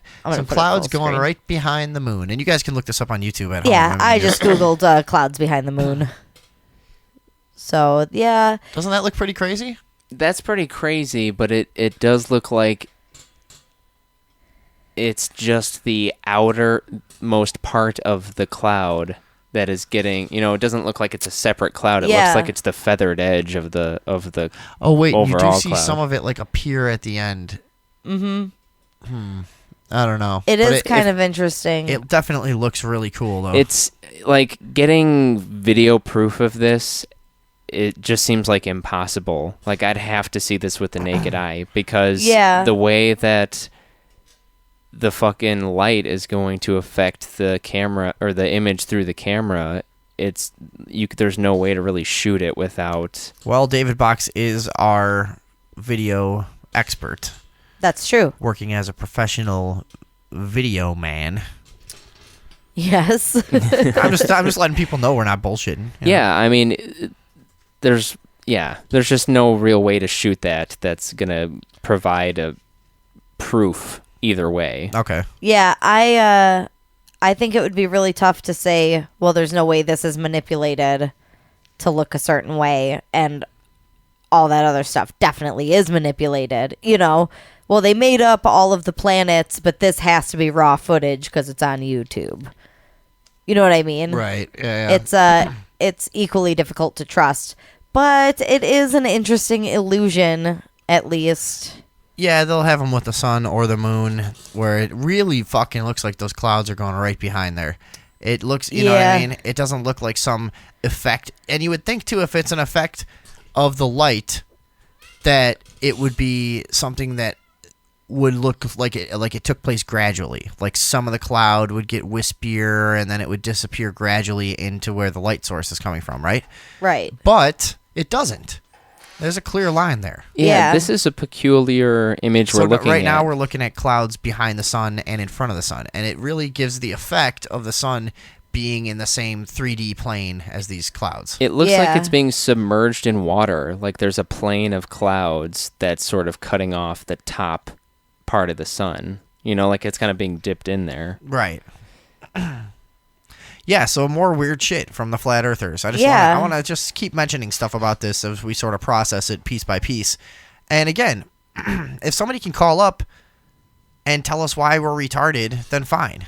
Yeah. Whatever. But so far, most of the explanations you get rely on either really complicated science, like really complicated to where it's been controlled by academia for a long time, and the average person has no fucking clue about any of this. Yeah, absolutely no hope of understanding it. Such as the effect that allows you to see around the curve of the Earth. Right. We talked about that. Yeah, that made a ton of sense. It doesn't. It was easy to understand. If you don't know anything, like we don't know anything, Exactly. But scientists will say they understand it, but how much of that is just because they're repeating the formulas and shit that they've learned, Right.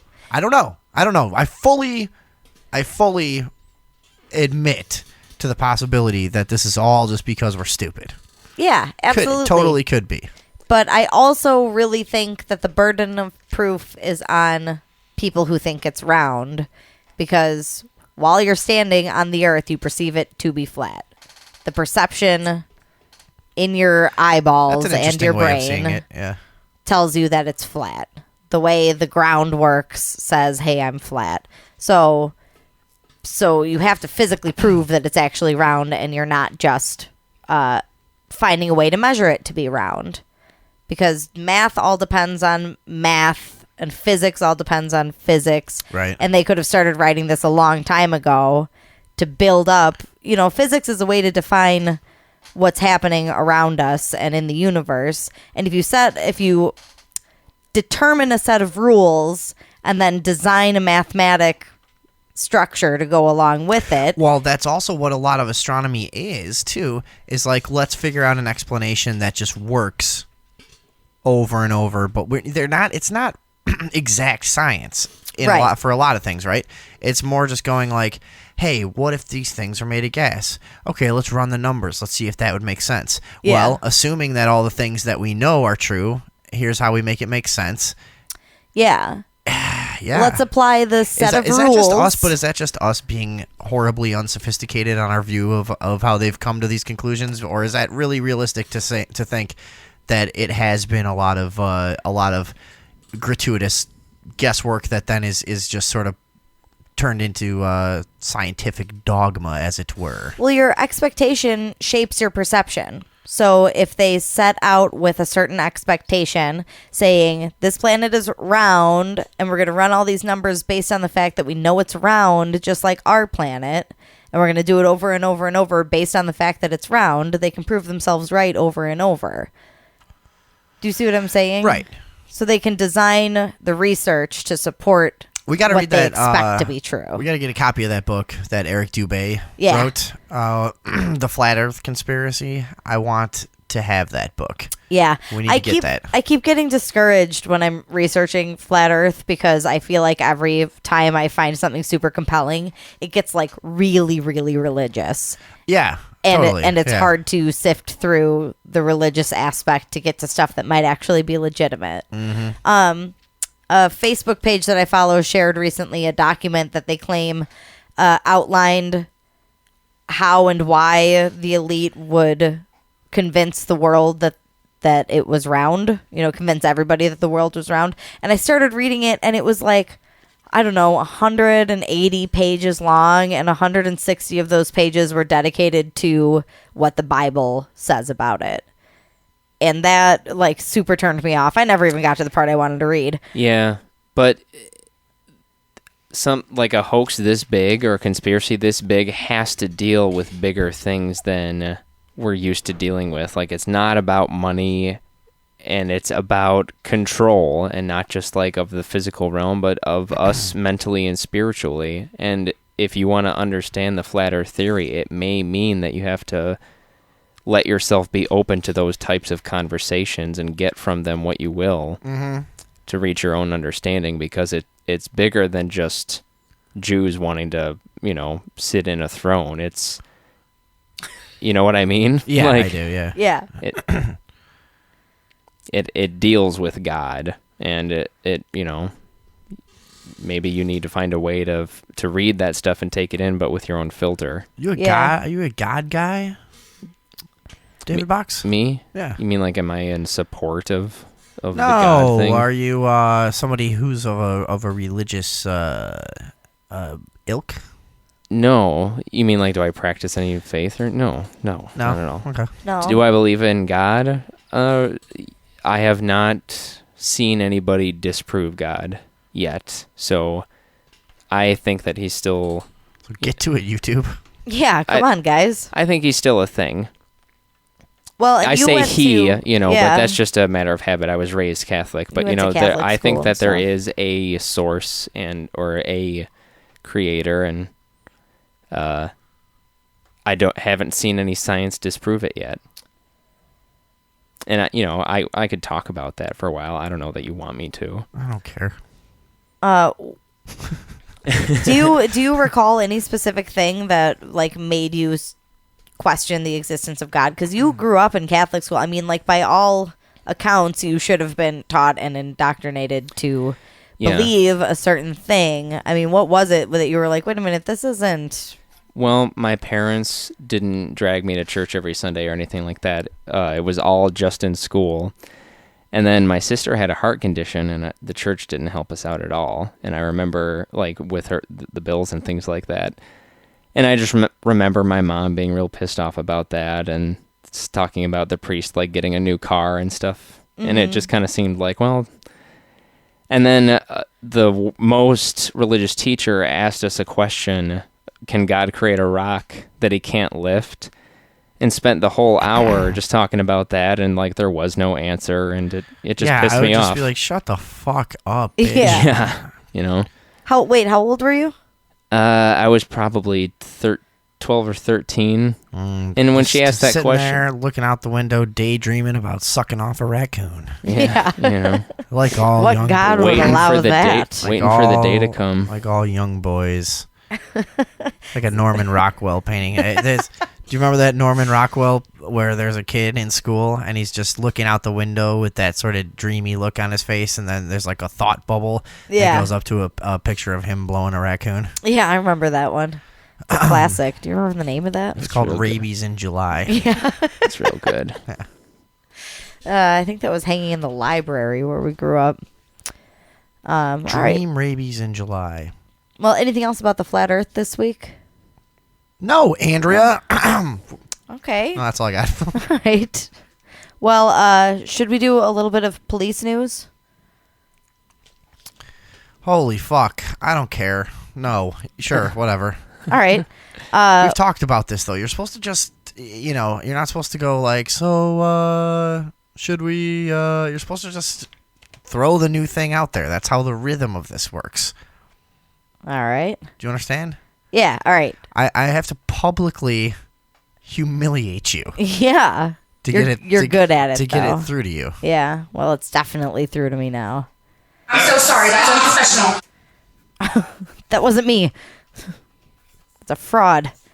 So a young lady named Sandra Bland, who is from the Chicagoland area, was recently found dead in police custody in Texas. She was pulled over for changing lanes without signaling, and was taken from her car and thrown to the ground, where a police officer smashed her head on the ground at least 2 times. There was a... Hey, knock some sense into her. Yes, she is black. Yeah. Yeah. She starts screaming. Although there is a part of me that thinks like they probably would not do that to a white lady in most cases. Yeah. Doesn't it seem like that? Like No. you're not surprised. Have a nice night, You're really ma'am. not surprised to see that she's black when you see, you know what I mean? You see Right. the picture, like when somebody tells you that story, you picture a black woman. Yeah, maybe Right. I shouldn't have said anything. At least I we all do. just assumed it. We just Yeah. knew, yeah. You just had to point it out. Wow. There Like was some of the code words for black people, like urban or suspect. Yeah, thug. Some local press affiliates were able to get a video, however, it hasn't been released to the public, that a citizen filmed, where the woman is screaming, Miss Bland is screaming, "I can't feel my arms, I can't hear, you slammed my head into the ground. I'm a female, you don't care that you slammed my head into the ground." And then a cop came up to the person who was filming and tried to intimidate him into not filming and threatened to arrest him, obviously. So then 2 days later, Sandra Bland was found dead in police custody, and the official story is that she was found hanged. Yeah, they killed her and then Yeah. framed Well, her for her own suicide. Oh, I see. I thought they lynched her. I was like, that- damn. That's my assumption, yeah. yeah, well, And they just put out a press release that said, like, through an old loophole, they were actually allowed to lynch her. Yeah. She just would not shut up. Dude, have any of you ever had to deal with this fucking bitch? She was just blacking it up day Yes. and night. everywhere. Blackety black, black, black. Oh, boy. Somebody said get the rope, and I was like, I mean, it was almost a jinx because I was about to say it myself. It was baby Jesus this and Lord God that. And you know what happens with cops when we jinx? We actually buy each other that Coke. Well, yeah, you have to uphold your oath. Or we steal it from the evidence locker.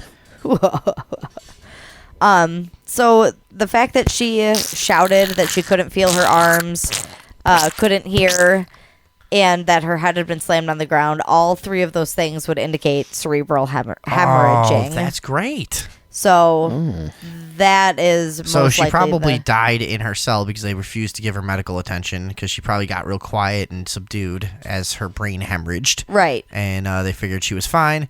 She died in her cell, and then they made it look like a hanging, and they made it look like a suicide. Right. That's what I'm surmising. Yeah. Yeah. All of her friends and family described her as bright, vital, and happy with no indications of depression or suicidal tendencies. She also had just relocated to Texas from Chicago for a new job, which is like, for somebody who's suicidal, you wouldn't move your entire life and bring all of your stuff and set out on a new career in a different part of the country if you were just planning on killing yourself, right? Yeah. And furthermore, she was only pulled over for failing to signal and then taken out of her car. I mean, once the video is released to us, we'll know more. So there's a petition where people are trying to get an official autopsy performed outside of the sheriff's department and outside any local or state authority by an independent person to determine the true cause of death, because it just really seems like it wasn't suicide. Yeah, I'm gonna go with murder. You know what, murder, though? The old murder cover-up in the jail cell. Fuck this chick for not using her signal, you know? Well, that is annoying. Dude, that's because girls think that they can't get arrested or pulled over. Like, girls always do shit like that when you're driving with them. You know what I mean? And you're like, you fucking dumb idiot. I've got an ounce of weed, open liquor. The fuck you think you're doing not using your signal? I do everything exactly right. 10 and 2. Yeah. Yeah. Speed limit. I don't care what race you are. If you fuck something up of mine because you're not signaling, I'm going to beat the shit out of you. I'll fucking kill you. I'm going to hang you in a cell. I don't care if Yeah, you're a that's it girl for you. or a hermaphrodite. Yeah. It's curtains for you. Fuck that bitch. I guess we'll have to stay with that one. Yeah, that's sad. But but you should use your turn signal. Yeah, it's just absolutely. just use it. It's just courteous to the other drivers. You want a brain hemorrhage? You want to fucking die in a prison cell? That's what you'll get. Well, but sure sends a message. God, how did doesn't it? that actually work? That like made me feel a lot less bad for her. David Box actually just got like tapped into my hatred of shitty drivers. That is so fucking annoying, dude. I hate when I'm in the car though with somebody who's doing stupid shit. I'm like, dude, there's cops everywhere. Yeah. The fuck do you think is happening? Yeah. They're hiding under every fucking rock around here. Yeah. You can't avoid them. And you're can't. just changing lanes without signaling and fucking Going 14 over. stopping 6 feet over the line at the light and shit and like all this stuff. Like, dude, you gotta. And you're blasting your loud rap music. Yes. You know who we're talking about. Who? You know the type. The Jews. Yeah. The rap Jews. No, I know, but I just hate it when I'm in the car with people doing that shit and then they think you're the paranoid. Like, do you understand, idiot? It takes 1 second of things going wrong for us to all end up with years of torment over some weed. Yeah. It takes one fucking guy to see, come around the corner, a cop, where they could be anywhere, and you're doing something shitty. And let me pull him over. It's so easy to have your life ruined over nothing in this fucking country. Yeah, it's really not hard. Yeah, and people, dude, whatever. Girls. It's always girls that think they can't get arrested. Why are women so horrible, Andrea? What's going on with your people? I could not possibly tell you. I don't think Idiots. I can't get arrested. In fact, I'm constantly convinced I'm about to get arrested. Anytime. No, me too. We probably have the same, I don't go more than 2 seconds without looking in a mirror. I'm looking every side street I go down. I see if there's a cop coming my way. Mm-hmm. You know what I mean? Look both ways at every side street just to see what's going down. You can always keep a fucking extremely close watch on the other cars around. You look for M license plates. Yeah. Stands for, I don't know if other states have that, but that's municipal. Yeah, that's how you know a cop undercover around here. Mm-hmm. Just looking for everything. That's considered unmarked now, and now they have undercover with the no regular. M. That's right. Yeah. That's fucked up. I dude. saw actually right around the corner from you a silver Mustang with 2 black racing stripes on it, which is an undercover cop, so you can look out for that guy now. Really? Yeah. Last week on my way here, I saw him pull somebody over. So you saw him on the side of the road with his lights on? Yeah. A silver Mustang With 2 black racing with stripes. 2 black racing stripes. Yeah. What town? Tints on all 4 windows. Must have been Willowbrook. It was 83 and 75th. Okay. All right, there you go in the Chicago suburbs. Yeah. Watch Ta-da! out for that one. Your next door neighbor's a cop. Watch out for that one car. Your We used wife's to- a cop. Your kids are cops. I remember having it like a texting network of people whenever they would spot an undercover cop in or around our hometown. You would get like all the same numbers, got the same mass text that said new undercover spotted, blue SUV, Yeah. all windows tinted, whatever. I once called the cops on a cop. Me and a friend of mine were drunk, like 3 a.m. Okay. At this diner on a busy street, kind of. And all the shops across the street were closed. And we saw what was very obviously an unmarked squad car go back behind these shops and just drive real slowly. And he stopped for a little while and just sat there. So we're drunk and we just think it would be hilarious. We call the police and we go, hey, look, I don't know what's going on, and I don't want to be nosy, but all these shops are closed and there's a suspicious vehicle like stopped behind there. He's been back there for a while, and I don't know, something just doesn't seem right about it, And they're like, the guy on the phone too, he immediately is like, so what are they, black, Mexican?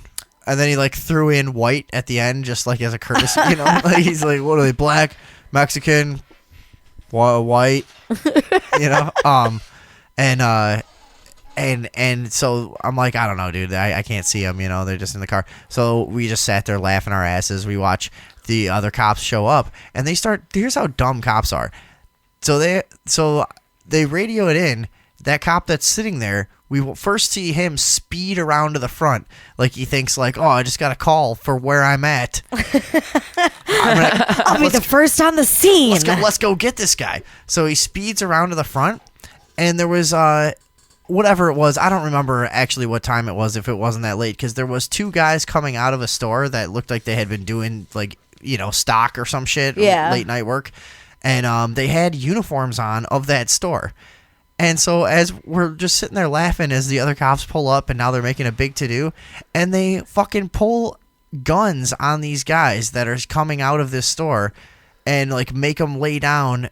It only lasted for a minute. They figured out who they were, but they clearly had work uniforms on, and they pull guns on these guys because they're coming out of a store in the middle of the night, and because we reported a cop to the cops, and so these guys now got harassed.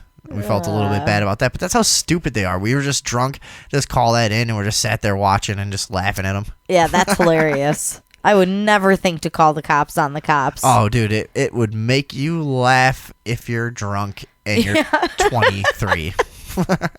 It would definitely make you laugh quite a bit. And I gave the actual name of my friend who was sitting with me just to be a dick, too. They're like, what's your name? And I just said his name and gave his real phone number. It's hilarious. Oh boy. Another time we called the cops on ourselves. We took That all doesn't seem right. No. We took it's complicated because it was to frame someone else. But we had there's this giant park of all these picnic tables, and shit that people would use, whatever, garbage cans and picnic tables and all this shit.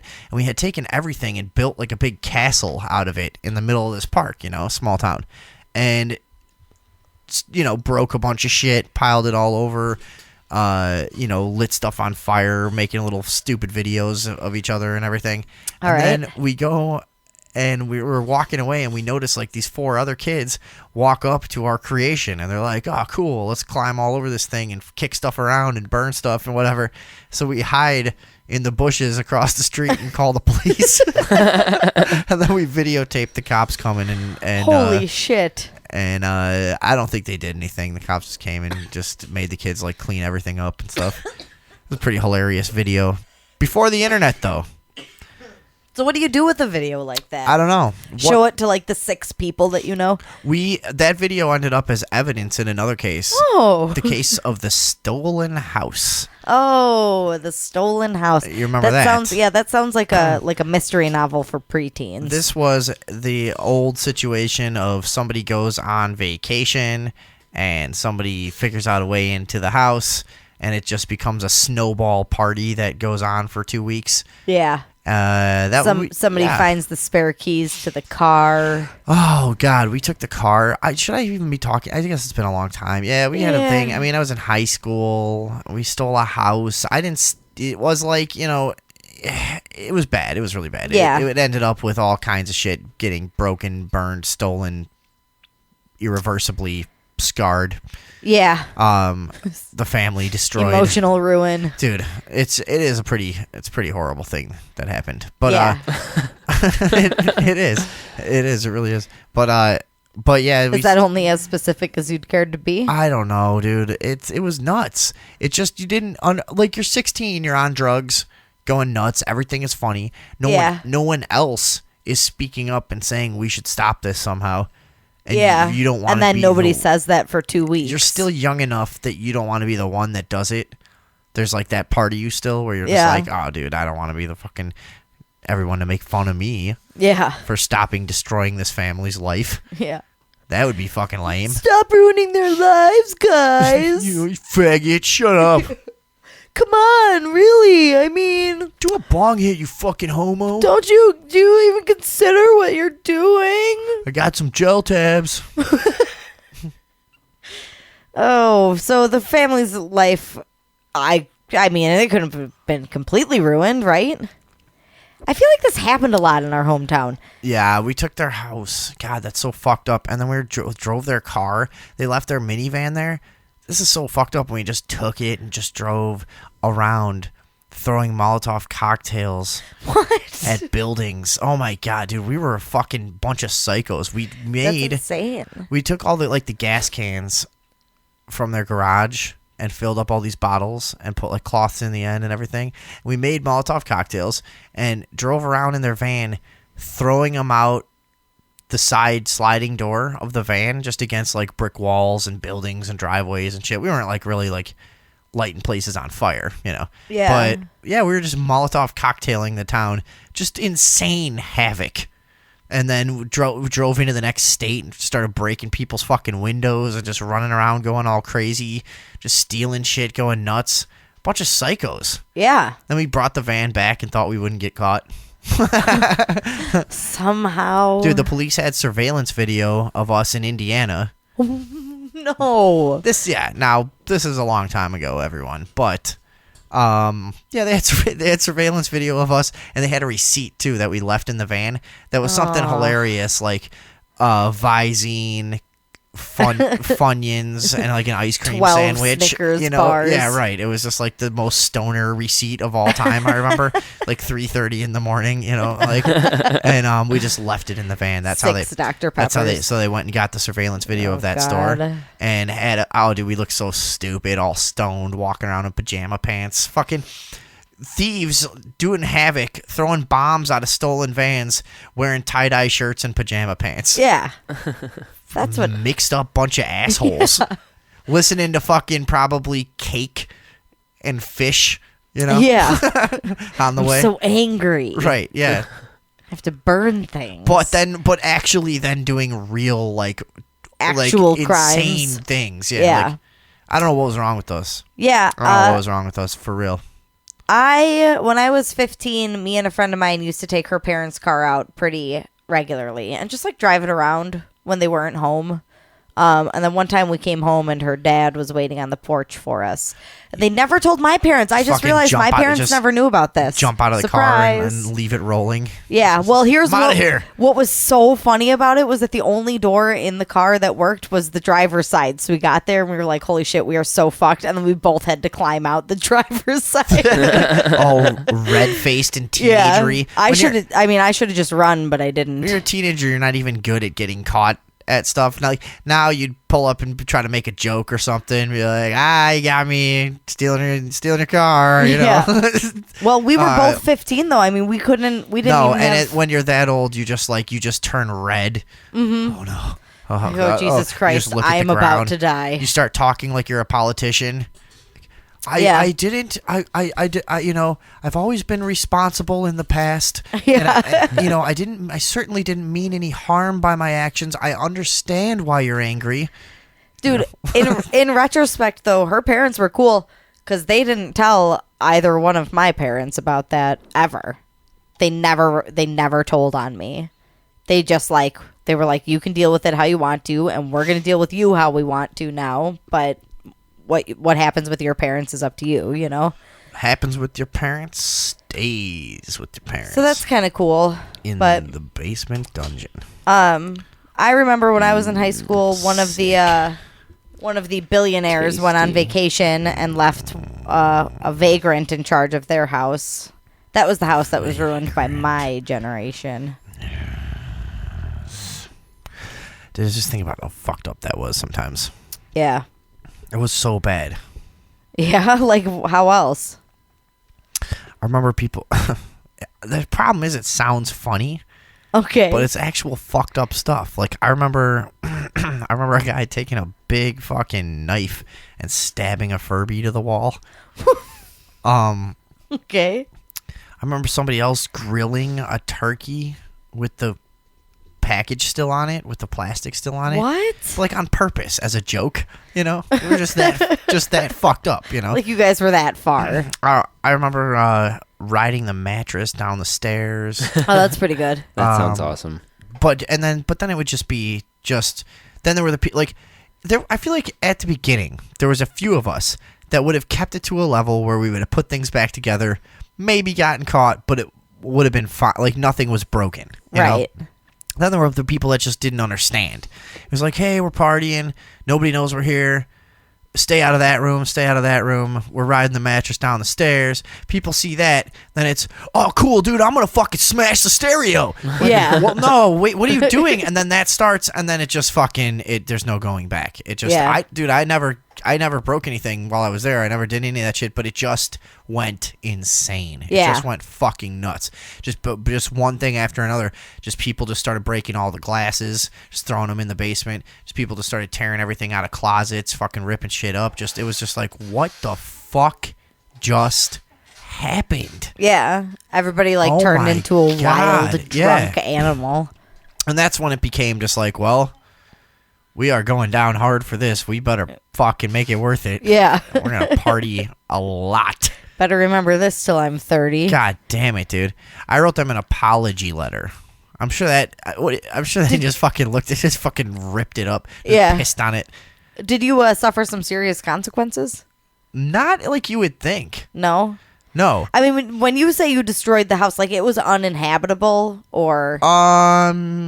Yeah. I would say so. And all their stuff was broken? All everything? If you had come home to this and it was your house, you know what? The shock and scarring would never leave you. Never. This would be the most intrusive, disgusting feeling almost imaginable. Are there bodily fluids all over the place and used condoms there and stuff? Was blood, piss, who knows what else. Yeah, definitely. Yeah. Oh, for sure. Lots of blood. There was a bunch of fights, a bunch of people cutting themselves and shit, accidentally, all kinds of shit. One guy smashed a wine glass on his forehead and bled like a fucking gallon of blood on the couch. Just for fun. He didn't even move. He was just laying there laughing, bleeding all over the place. Oh my God. That's great. That is I probably should commit more of these memories to the record, shouldn't I? Yeah. I mean, it's fucked up. Yeah. It's fucked. It was such a weird thing to have done, believe me. I believe it. Again, I wasn't even one of the people doing damage, but I was there, and I didn't stop it, which is enough guilt, kind of, Right. It's that's as much as I'd like to even have to deal with at this point in life. But yeah, it was Nobody even like. Oh, you know what? When it got really bad, fucking idiot, the dumbest person that we knew, who would send out a text message to say Merry Christmas when we were like 24, and it was spelled Mary. Good. He became a cop. All right. Huh. This fucking idiot, when we were in high school, liked to chill with gangbangers. He thought that was cool. So he brings a bunch of fucking Latin Kings over. Oh. And they just start taking TVs out. I guess you could still get money for a TV then. Yeah. They just start taking everything, video games, baseball cards, everything. And Jesus Christ. people were, oh, you know what? We saw him do it, and we stopped him from taking a bunch of stuff. But then we left, and we came back. That's what happened. That was like the last day. This is how everything got. This is how everything got really bad. There's a bunch of broken stuff. There's a bunch of fucked up stuff. But when those Latin Kings, we kicked them out or whatever, told them they had to leave, and took all the shit back, because they weren't fucking big or anything. They're just some Mexican kids, you know. Yeah. And the next day we got back, the whole house empty. Oh my God. Empty. We had left, and they had left a knife too. This was the creepy thing. They had left a knife stuck like fucking Captain Hook. Oh my God. They fucking left a knife stuck in the windowsill, just sticking straight up and down, and they had used it to cut through the screen and just stuck it in the windowsill and left it like that. That's horrific. Yeah, and they took everything in the house. Everything. And we went back there with the police at this point. Somebody told the police, you know what I mean? And so we go back there now with everybody's parents, Oh my the God. police. These people are still on vacation, and we're all like walking through the house. They're like, what was here, you know, and stuff. And like, Holy shit. police yelling at us, what the fuck is wrong with you guys, you fucking idiots. I remember saying too many drugs. That was my thing. I told them. Yeah. Yeah, dude, that was just fucking bad. Ugh. Jesus Christ. Yeah, but what a party, am I right? Nothing I couldn't do at a hotel room, for the most part. Nah, it was pretty crazy. It was pretty crazy, but it was just I mean, was this house secluded, or were you just like right in the middle of a neighborhood? in the middle of a neighborhood. I can't believe we didn't get caught. Yeah, especially This will happen every once in a while too. You'll see this. Kids do this. This But was by where we grew up, This was a right? bad one. This house was first was probably uninhabitable, and all their stuff was gone. Yeah. So, That's unbelievable. video games, everything collectible that the kids ever had. 2 kids, you know. Oy. Yeah. How do you like that? Well, How would you like to it's, just have that as a memory of something you did? no, I don't want to have that. Yeah, it's pretty shitty. Yeah. It's pretty awful. I don't think I've ever done anything quite that bad. We destroyed a house one time, but it was just the upstairs part of it. And I didn't actually, it was a similar situation. I didn't do anything, but I also didn't stop it. And also when it started, I thought it was pretty funny. But It's just a bunch of kids whose lives are too easy. That's really what Right. that's about. Yeah. It's like we didn't have enough reality in our lives. We needed something intense and dangerous. yeah, create a little bit of friction. Right. Yeah. Create something gritty. Yeah, and that's what it was weird like. and dark. I mean, because we our were- lives were our town was clean, Yeah. safe. It's like they put a It just glass felt- dome over it. Yeah. I mean, it's its own little bubble. Not So even I the think towns around it are like it. For you whatever know? reason in that situation, maybe it's also like a lot of media stimulation where you have enough perspective to go like, holy fuck, we're not doing anything cool. Yeah. Like, let's go completely overboard. Let's just go Right. completely nuts. Like, we have nothing going on around We here. have Like, done nothing. Right. This is bullshit. Town's too nice. Yeah, when we destroyed the house, we were 18. And it was really just the drywall. Actually, a friend of mine, Vinny, has a piece of the drywall that you autographed back then. All right, That he whatever. still has. So, should we take a break? Fine. We got more coming? Might as well, right? Yeah, I'm sure we can Is anyone going to be listening come up with something. after all of that? Yeah, no kidding. Well, somebody's out there. Is that interesting to people? I feel like my criminal past is okay to get into here. Yeah. Is that right? It's vast. It is, your dude. criminal I past. sometimes don't realize how fucked up I really am until I start talking about it. I'm like, dude, normal people have not done a lot of this shit. Yeah. All right, more to come on the All right. Overdose Talk Show. We'll get back into some serious topics when we return. It's kinda aggravating debating every decision. Sides keep getting picked. What'd you say? I said that we had Trump, but I don't think we want to talk about him. I'm curious, slightly. Why? Didn't you say that you were that his like statement on immigration was kind of reasonable? Like, he made some reasonable claims about the Mexicans. Well, I think that it's he said something that could be interpreted a bunch of different ways. So if it's probably done on purpose to get negative and positive attention at once. It's probably some political strategy. Whatever. Yeah. But I have a feeling that he's just going for a new reality show. But at the end of everybody this. everybody freaking out about him, everybody's characterizing it like Trump said Mexicans are rapists, and but like no, he didn't. No. You're all retarded. Well, yeah. And who cares anyways? But the way that he talks, I understand why people would reach for that in what he's saying. Because he just does seems say like like an elitist, the Mexican government is forcing rapists and drug dealers into our country. Well, but he's going like, how much you want to bet me that if we make that a subject on Sunday, we'll find a half hour of usable material on evidence of the Mexican government funneling criminals into the U.S. Yeah. How much you want to bet? Sure, and I'm not denying, I don't want to bet. I'm just saying. But the way that he presents You're it, gonna bet. A gambling addict that just fucking just can't. Just say if you were going to bet. Just if we were, just come on. but the way that he presents it, it's no wonder that people get upset, or those type of people, start having those conversations. Which type of people? The people who...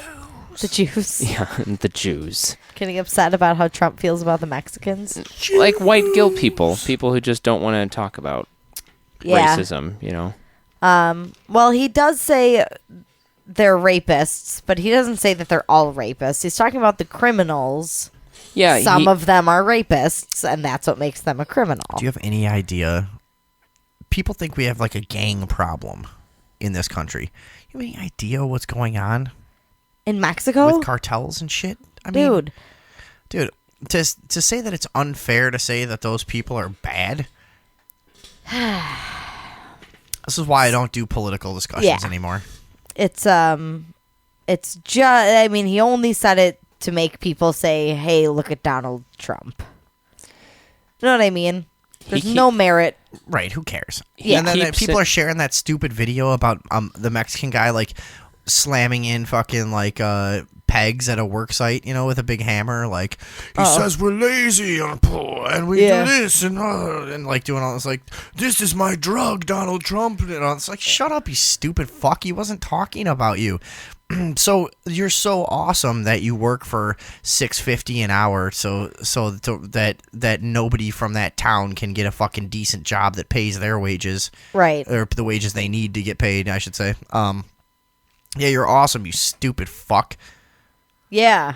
I mean, seriously. And then the guy was like, I work so hard and pay all these taxes to feed your country's lazy drug addicts. And then Americans are sharing this video like, this guy's great. He's got a great point. Like, really? Really? Are you sure he didn't come from a country that was just completely ruined by the government working with drug cartels in collusion to keep fucking drugs illegal so they can sell them to the Americans? And that's why his country is so fucking fucked up and bullshit, and he wanted to leave because he can't fucking get anywhere there? And he's such an honest, hard worker that, that he came to a place where you can actually get by as an honest, hard worker. Yeah. Oh, and by the way, in the video, he goes, I make $1,100 a week. Like, dude, that's fucking a lot of money. Yeah. To some people, like me, for instance. More than I That's make. more than I make, too. That's plenty of fucking money. This is bullshit. You fucking... That lazy Mexican. Yeah, he is a piece of shit Mexican. I work harder than he does. No, seriously. You guys have seen that video. Yeah, right? I did. I watched God, that fucking one. I haven't irritated seen me. that. That fucking irritated me so much. Yeah, me Ugh, too. I hated that guy. Yeah, he really got under my skin. Ugh. His point is completely moot. You never saw that, David Box? No, I haven't seen that guy. I've seen some of the Trump I like get it. interviews and Okay. stuff. I only watched. I saw that one, and then I saw the mariachi band singing the national anthem, and I only click on those things after I see like 7 or 8 people share them, or Right, because you know it's part of a psyop. Because you know it's part of a fucking Yeah, a blanketing because social network with it. Because dude, I'm sorry. Though I do promotion and I participate in a lot of fucking other people's promotion and shit. I see how hard it is to get something out there and get something known. Mm-hmm. When shit just travels this far, this fast, it's like, dude, somebody is stimulating this. Somebody is in control of what goes viral and what doesn't. yeah, somebody was Doesn't it making seem like this that? happen. Yeah, absolutely. To some degree, there's an illusion that we're really free with the internet at this point, I think. Yeah. I definitely think, and it's hard to spread information when you're the source. Seems like there's always everything everywhere except for what you're trying to get going. All right, here's this fucking guy who probably took 15 takes to make this video. I forgot it's in Spanish. I can't see. He says, "Can I ask you something?" What do you think about that guy? Donald Trump. That son of a gun who says we're all thieves. And then he says, "Look, bastard, how he raped these steaks." But he says it in his bastard native tongue. Yeah, speak English, motherfucker. As he scrambles about a fucking pit of dirt barefoot, doing menial tasks. Barefoot? No, I'm just painting a very third world picture. I forgot it was in Spanish, so we don't have to play it. But yeah, it doesn't matter. He says, "I make $1,100 a week, and the government takes $350." Well, dude, I've never in my life made $750 a week. No. Sorry, most of us fucking who entered the working world, at a young age and took care of ourselves.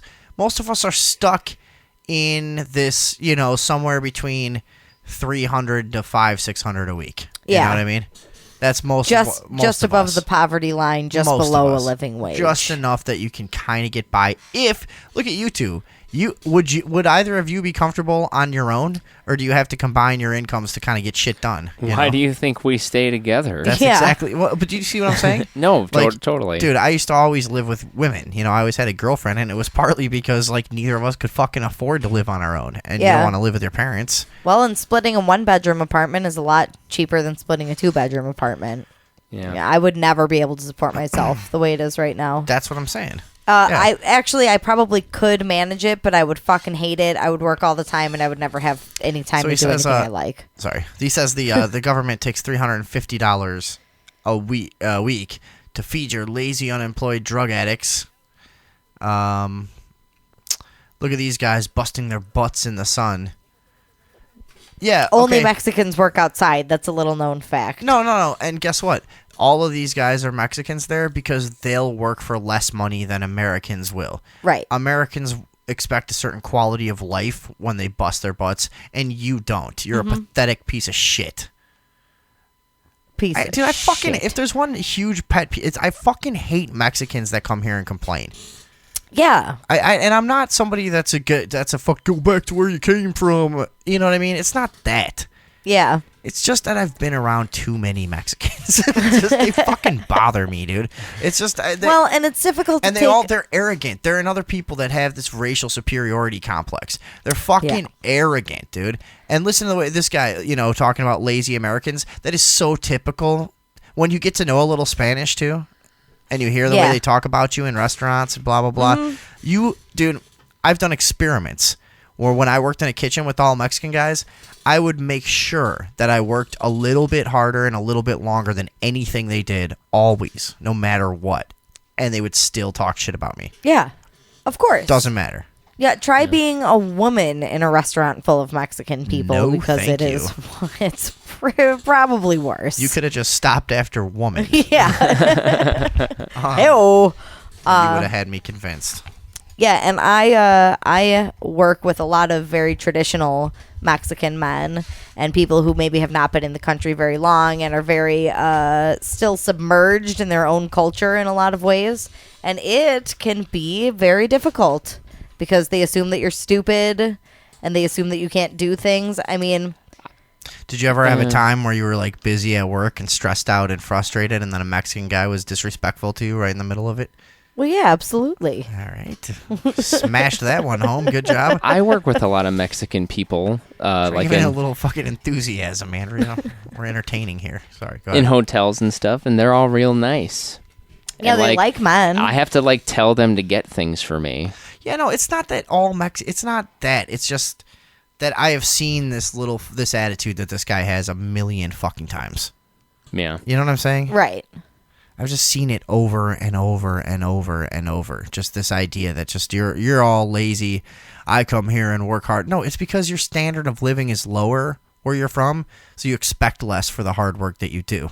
Right. Americans will do all of this same fucking shit if you give us enough goddamn money to fucking live. Yeah. How's that guy making so much more money than I am? Because he's probably working 70 hours a week, David Box. Oh, that's right. But so do You know? I. Oh, do you? Yeah, that's true. Yeah. Well, you're getting fucking raped.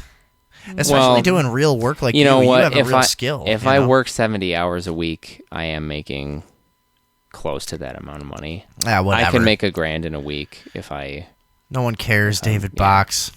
I work like 90 hours. 90 hours, yeah. 90 But you know, hours. yeah, no, I work long fucking weeks like that. This guy says it's 115 degrees out here. Look at these guys flooring a mile a minute. Yeah, and probably doing a shitty job. Yeah. All the Mexicans that I've worked, they work really fast and with no attention to detail and no consistency. They do as It's like- much as possible. Right, and Yeah. it's just shitty work. Yeah. For the most part. Right. Something about their culture that produces people that's how they think. Mm-hmm. They're like, let's fucking go. Come on. Let's go. Just, who cares? Just smooth it out. Whatever. Let's get out of here. You Yeah. know, it's like, I don't know.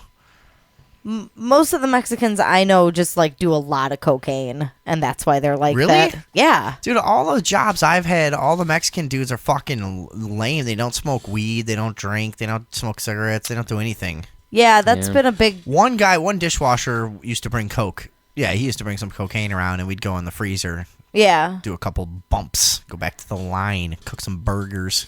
A few Put, restaurants put ago Alex that were Jones on real loud, fucking annoy everybody.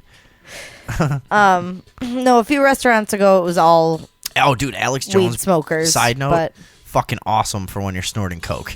yeah. Just listening to Alex Jones Get in your you kitchen pumped. about 1 PM, smoking some weed, do a couple lines, put on Alex Jones like a little uncomfortably loud, just Yeah. sweat. Really soak it in. Yeah, just fucking take it in. Feel it. Just feel it. No, that's some good shit, man. I wish I had some coke right now. Yeah. Yeah. Then you'd work as fast as those Mexicans. Yeah, are. you could contend. But anyways, yeah, it just fucking irritates me. Yeah, and it's hard to take an opinion seriously when it comes from an outsider. You know, you don't. Or a guy that works outside, Yeah. Well, then what did you Yeah. think I meant? right? He probably smells bad Oh, too. the Oh, outsiders. he looks like he yeah. smells disgusting. He's all shiny, Ugh.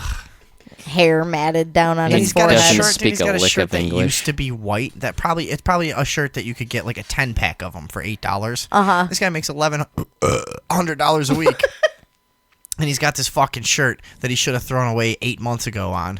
Yeah. Well, He that's probably how he wears- saves all that money. Right. He probably lives with 10 other people in a 1-bedroom. They live in place, a too. they live in a tree house. Yeah. They all sleep in the same bed. 4 tall bunk beds. Right. Yeah.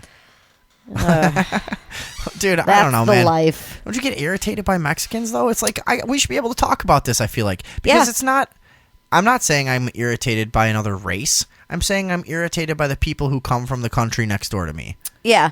And Racially, they're Native American and European Hispanic. Mm-hmm. Right? yeah. It's not a race thing.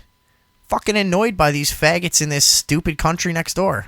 Yeah. It's annoying. I agree with you. I don't They're but not. I'm not They're not like me. I don't like it. Be more like Things- Vinny. Yeah. things that are different are bad. It's annoying.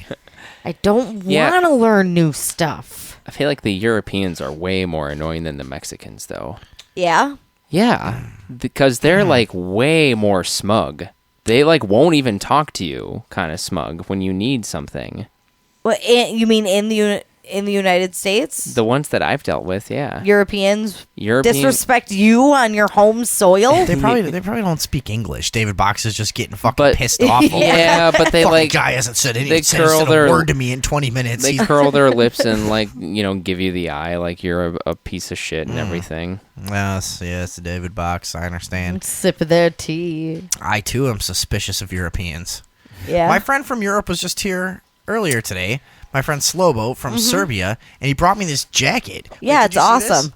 Wait, look at what he got me. Hold on. Oh, geez. This is Our one of those listeners things at like, home can just imagine the most Eastern European looking jacket you've ever seen in your entire life. like the guy that's Like you're gonna go watch a soccer game or something, right. Yeah. The guy, or play some squash. yeah. the guy that wears this jacket is supposed, and it says Serbia in Serbian, some Yeah. weird fucking letters. I And like it. It's I cool. It's mean- got the crest. It's actually a nice, and it's a well-made garment. Yeah. It's nice, but it's got the Serbian like some crest on it or whatever. But it's the kind of jacket that I'm gonna have a great time wearing this jacket because it just looks so weird on me. It's like so funny because the only time you see a jacket like this is when you see a guy at the gas station who maybe you're like in one of those towns on the north side that's like all Polish people or all Croatian people or something, and everybody's got just that like awkward kind of like pointed to the front haircut, and their like biceps are too big for their body. Yeah. Straight, just weird like skinny leg pants that are slightly too short. Yeah, they just And expose a part of the sock. And they have like Adidas shoes that you can't even get.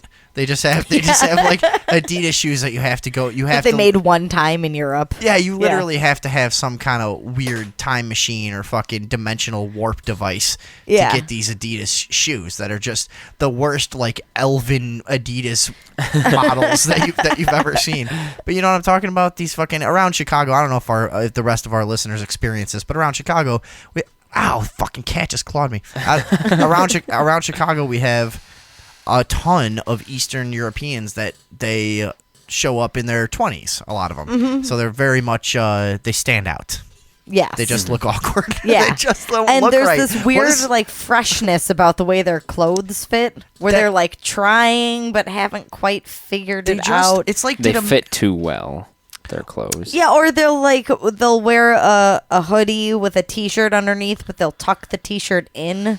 Yeah, and you just feel like they could never get funky in any way whatsoever. Yeah. What is that about Eastern Europeans? They just got no funk, no grit. Like you come here, everybody's kind of fucking a little bit more swarthy. Yeah, swarthy. That's a good more word for it. rhythmic and swarthy in our doings, And then they come over and they're just like, They don't have any fun. They They're- just look sad all the time. Yeah. Everything's gray. You feel like they're gonna like quietly admonish their girlfriend for 40 minutes at a picnic. Just like grab their arm and Grab their yank them, arm, yeah. yank them towards them and whisper in their ear.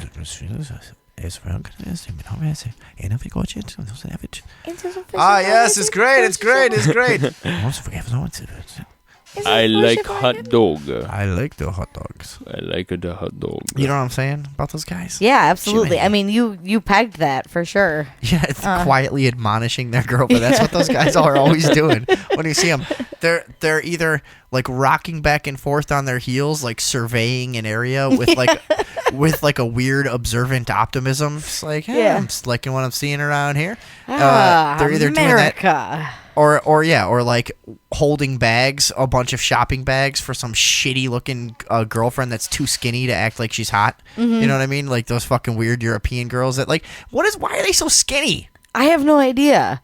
Things And must why be are- weird And over they wear there. those furry hats, and their noses are all protrudy and annoying. Yeah, their noses. Yeah. Jesus. I know, and their clavicles fucking they break so much easier than American girls. Yeah. Don't you hate that? I know that one. Yeah. Wait, is that Snaps this like thing a right twig. here? Yeah. Yeah, That's what I'm talking about. collarbone. Yeah, like when you're Yeah. choking them is what I was Yeah. going for. Yeah. Yeah, Okay. we got it. Got it. Crack. So your point being, you'll start wearing the jacket and then quietly admonishing your girlfriend in public. And I'm going to have to go get a bunch of these Eastern European clothes, but I'm going to have to lose like fucking 60 pounds. Oh yeah, they're all Yeah. Do you fairly understand? petite usually. Yeah. Also, but with big biceps.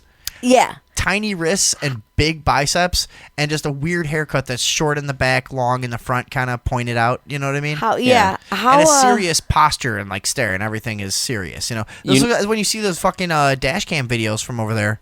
So those guys are just like, they're always in like punching stance. They like walk up to talk to each other, and the punches just come straight from the elbows out, just boom, boom, boom. Their biceps just go, just straight forward. You know, just no fucking wind up or anything. Every single muscle they're is just all awake chest and bicep. active. Yeah. All right, so how do you Like lose the weight Rock'em from Sock'em everywhere on your robots. body? Yeah, they are. Except for your biceps. The girlfriend gets out and controls the guy with the handle behind him. They fight like that in Russia. Well, that's where they got that idea. Yeah. If you want to seem like one of these people, you need to have a kid that is just out of control, and you need to not give a fuck. Yeah, and he needs to be like ugly enough that you don't have to say, "Oh man, what a good-looking kid." It's your What's with wife's the- fault yeah. that he's out of control. When you see the young Eastern European couple, and they're at the store, and I know what you mean. For some reason, they always have the kid that's going nuts, and they're not doing shit. Yeah. And the chick is on the phone, and she's like every like European stereotype that Americans have too. That's real. Just with the big sunglasses and overdone makeup, and just on the phone bullshitting. Pink tank top and white sweatpants is what I'm imagining. Yeah, and the guy, and she always looks hot. Like, you see her from, like, far away, and you're like, oh, a hot girl. Then you get up close, and you're like, oh, no, you just have all the hot girl things on. A Like, real Why are there so Monet. many wrinkles in your upper lip? yeah, you're just like, you just have the hot girl costume on. You're not actually a hot girl. And then the guy is just always, he's so done. He's always just done with life. Yeah. You know what I mean? Just hopeless. And I think we're talking about Polish people mostly around here. Yeah. I think so. And the Polish dad, he's always just like, oh, I don't care, you know, Yeah, whatever. like I'm that's it. done. I'm looking around. I'm sipping this soda, and I'm just waiting for my chance to punch someone. Yeah. because that's Like his wife. because that's what we do in Poland and Russia. We just punch each other. Every muscle in my body is ready for it. Yeah. Just give me a reason. What is with it? So why is the Polish dad always? He's just always checked out. They're just always like that.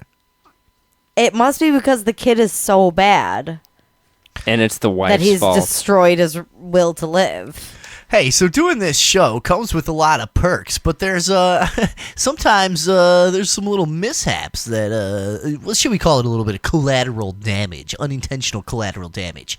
Whoa. Everywhere I go now, where there's people, like I went to this bar the other night, where I'm not going to say their name on the show until they agree to sponsor us, which I Okay. think would be a good move for them. Yes. And we will continue that conversation off the show. But this bar that where everybody knows us, people already listen to us. It's a central hub of fans of ours. Okay, Right. so when I go in there now, somebody always has to challenge me on something I've said on the show, which is really fucking annoying because one of the main reasons I started this show was just like so I could just talk. Right. And no one would get to just ask me questions constantly. And like I wouldn't have to constantly justify everything I say. I'm so sick of like having comment battles on social networking or this fucking little stoner debate at the party. I was just so done with that. I've had the same conversations and debates so many thousands of times that I just wanted to just talk my view out. Yeah. You Yeah, know? but you should. Now that's a good way to like market the show.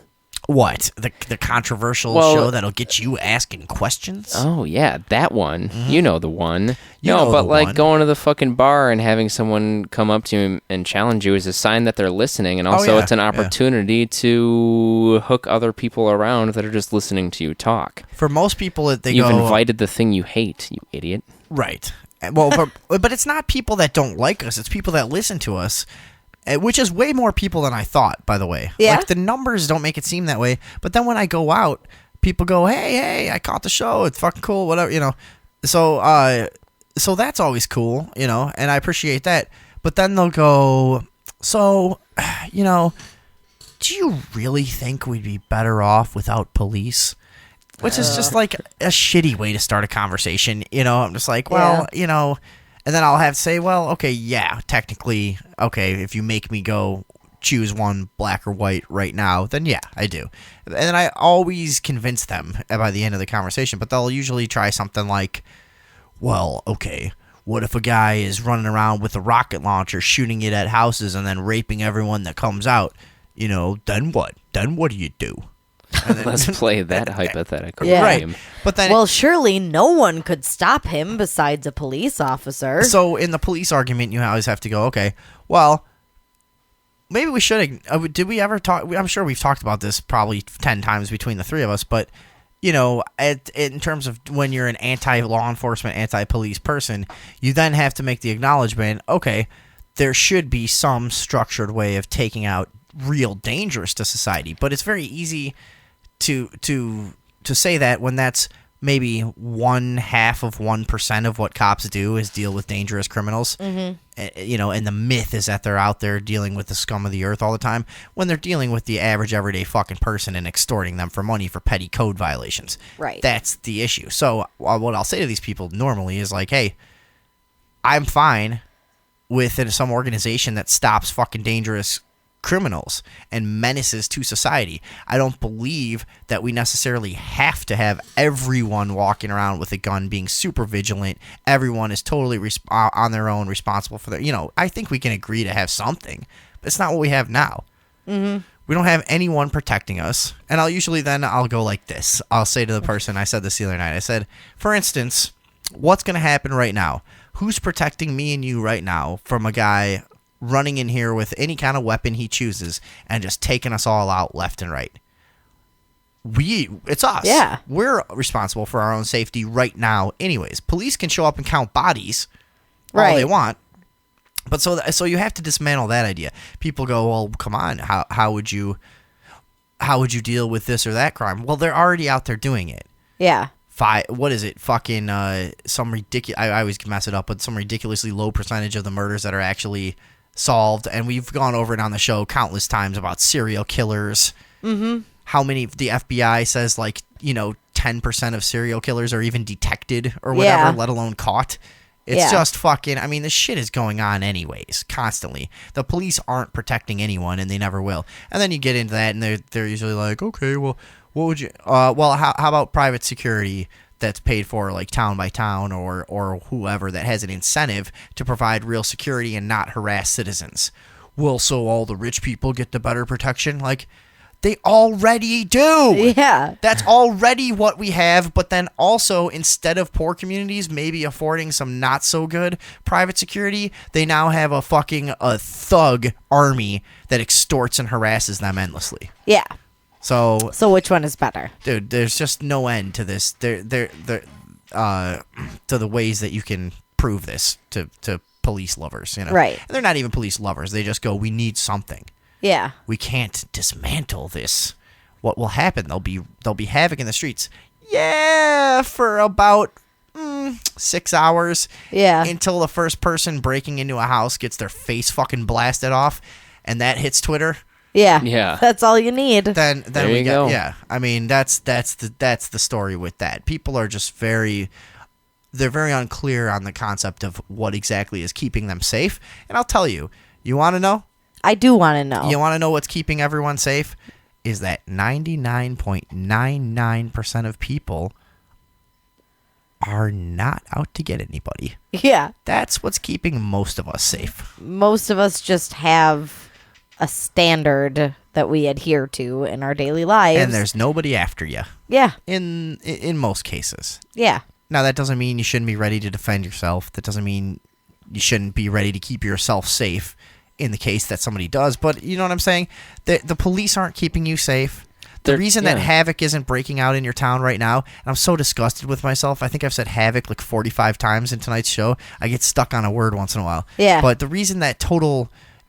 just Chaos. violent chaos and anarchy isn't breaking out in your town is not the police. It's because people don't want to do that. Yeah.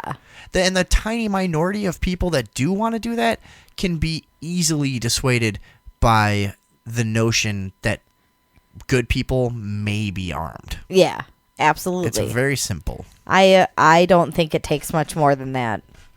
I love the idea of private security too. I mean that is We talked to your friend in Texas where they it's don't working. they don't have police patrols anymore. They basically voted out so they don't pay the taxes to the police, so the police only come when they're called. Right. And they have private security patrols, and crime is down to next to nothing. Yeah, it reduced by over 60% in 18 months. Yeah. Which is... And the security, they're fucking badass ex-military dudes and whoever else that are perfectly qualified to deal with some shit. And if someone's woman is getting chased down the street, these guys could fucking handle it. Yeah. But they're not busting you for weed. No, they're and not all busting you of for the... drunk driving. They're not busting you for all this Can't bullshit. they, though? I don't think so.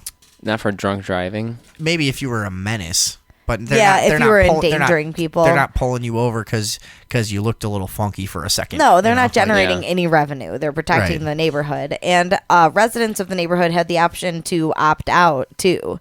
They everybody had to agree. If you sign this waiver, you allow the security team to come onto your property and in the event in the event of suspicious activity, I see. I give permission for them to do what they need to do in order to catch a criminal. Right. But you could choose not to sign that agreement, and then if something weird was happening at your house, they'd just ignore it. Sure. And I'm sure some people chose to do that too. Hey, if I had the money to afford a good alarm system and weapons, I'd say fuck you, stay away from my house. I don't need I got security. it. It's fine. I am good. Well, that makes sense. Yeah. it had been a rash of daytime break-ins when they decided that they needed to get rid of the police because they weren't doing anything. They were paying them to do absolutely nothing, and then as soon as they got the private security team, those all went away. Right. That's all it took. Dude, I've seen this firsthand. Dude. The Garden District in New Orleans implemented these when I lived there, these neighborhood patrols. Mm-hmm. And it made a huge difference. You know, before that, it was all these quiet streets where people would get drunk and walk home alone. Mm-hmm. And there was all kinds of shit, robberies and all bullshit. There still was. But it honestly was a little bit of a comfort with that thing driving around because you figure, you know what? They're going to go to a neighborhood that doesn't have one of those. Yeah. To rob. Yeah, because why wouldn't they? To rob white kids who have lived here for 3 months. Yeah, They'll unlike get somebody else. Cops that are going to hide behind a sign and try and generate revenue. You know, just having a cop car out in the open deters criminals. Yeah. And instead they choose to hide and try and catch people and make money instead of just trying to deter criminals. Yeah. One time I was at the Walgreens. I'm just thinking about walking through that neighborhood in New Orleans. Okay. And I was at the Walgreens walking through the parking lot to get to my job. And this dude, big fucking, like, huge tall guy, like fucking 6'6" or some shit, you know, big tall guy. Black guy, 300 pounds, must have been. Giant dude. I just remember I was like one of those people that as I walked past him, I was like, am I even the same fucking animal as this guy? Like, this is ridiculous. He's so much bigger than me. Looks just like a demon. It wasn't that he was a demon. It was just like, holy fuck, this is just like I'm just like, this guy's huge, you know? Yeah. Whatever. Are you okay? Yeah, I'm fine. Oh, yeah. okay. But as I'm walking past him, I just remember that's imprinted on it. And as I'm walking past him, like, this fucking huge motherfucker. And he turns to his daughter, who is getting out of the car, and she had a bag of Doritos that was like the same size as her. You know, she was adorable. She's like 3, and she had like a giant bag of Doritos, and her hand all covered with the dust and her face. And he turns around, and this is, I swear to God, word for word, he goes, "Say, bruh, why you can't leave that in the car?" To his little daughter. Say, bro. His daughter was like 3, and he called her bro. Aww. Say, bruh. Maybe her name was Sabra. Did he have a slur? Her name was Sabra. a lisp? Was he lisping like it? Say, bro. That's how he said it. Yeah, it was like, say, bro. Say, bruh, why you can't leave that in the car? Dad, it's too delicious. And she was just like, okay. She put it back in the car. She was like licking her whole hand. Yeah, I know that one. You know? And for some reason, I associated that because I remember I saw one of those security vehicles as I was walking through the parking lot. And then came the, say, bruh. And I looked just because I couldn't believe that he would be talking to his daughter. And I remember I was looking all over. Like, he must have a friend of his with him or some shit. Yeah. Nah, it's his daughter. Say, bruh. Aww. Why you can't leave that in the car? Like, whatever, dude. No, it's just living That's how around. I'm gonna talk to my babies. Yeah, I mean, living around people in the South and like really poor black communities, I'm just like, you'd see so many things where you'd be like, dude, how do you expect your kids to have a fucking chance? Yeah. Christ, be nice to them. Yeah. Show them something other than fucking bullshit, negativity ever. Fuck, dude. There's certain communities in this country that people don't even know how fucked they are. No. They don't know how fucked they are. They got nobody in there. There's just gems here and there of people who are intelligent enough just by nature, like anywhere, where they rise above the rest and go like, do you see what we're doing in here? I think we have that in every community where certain people kind of poke their heads up and go, what are we fucking doing here? Yeah. You know? Like, there's other stuff out here, Like they guys. have that, but dude, like there's certain communities like black neighborhoods in New Orleans where it's just hopeless. Yeah, that's It's it. just, and you see like the way that families run and people are just desperate, and it's just fuck. Christ, dude. People don't think about that in this country. It's just so many places that are just, they're, another generation of kids is just growing up with no fucking idea what anything nice might feel like, you know? Yeah. And what like, think about when your dad talks to you like that as a little girl. What are you going to expect men to treat you like? Yeah. You know? And Sure. what is that going to do for your life? You know, it's just I saw so much of that shit. Wait, in- imagine your dad saying, "Say, brah, why you can't leave that in the car?" Or saying what? Just like the dynamic that there was. Oh, I see. Just Yeah. about him just like having this, like, where most fathers in any part of the world, you know, or of any race or whatever, or income would go like, oh, come here, sweetie, let's put that back, you know, let me wipe your hand off. There's certain communities that are just fucked. Yeah. I don't know how they get so fucked, but they are so fucked, dude. Well, they've been I would go to designed to be that way. I would go to my one friend Wallace's house, and he was black and he lived in shit neighborhood, you know. Mm-hmm. It was called P-Town, 17th Ward in New Orleans, and you'd walk forever from the white people area. You'd go so far into enemy territory. So black. It was so black, and we'd walk over there, and just to party, you know, because it was cheaper and we could do more over there, and we could get coke and heroin. Ooh. I'm not shitting you. Like on our way to his house from work, we would buy a couple different kinds of drugs, get a bunch of different kinds. Those guys would always like to fucking have, I'm gonna get one beer like this and a daiquiri, and then we're gonna get a fucking half pint of brandy for later or some shit. It's like whatever. Black people just drink differently than us. One of each, please. Yeah, just get a bunch of different shit, and we would go all the way down there, and when I would walk into Wallace's house, the first time I went there, he goes, he's like, all right, come on in. We go in, and his two like brother and sister were sitting on the couch playing video games, and their mouth dropped open, and his grandma was like sitting over at the computer or whatever, and he goes, this is my friend. Don't any of y'all say shit. Don't say shit. Don't say shit. Come on, Vinny. And we just like walk in his bedroom. And it's like, you could have warned me that that's what we're going to do when we walk in. Yeah. Like, I would have had a different attitude, because I walk in, I'm like, hey, and he's just like, don't say shit. You know, I'm like waving nicely. Fuck, say shit to my friend. Hi, guys. And I'm just like, all right, nice let's to meet you. go to your room then. Oh, dude, he was funny. But yeah, so I mean, some people don't understand that that was the hostility and the weirdness of those neighborhoods down there in the South. So many poor neighborhoods that just like people are fucked. Generation to generation, it's fucked. People are fucking their kids. Ew. I mean, not literally, but you know what I mean? It's just, I don't know. Yeah. Well, it's children raising children. Yeah. You know, no one gets a chance to develop.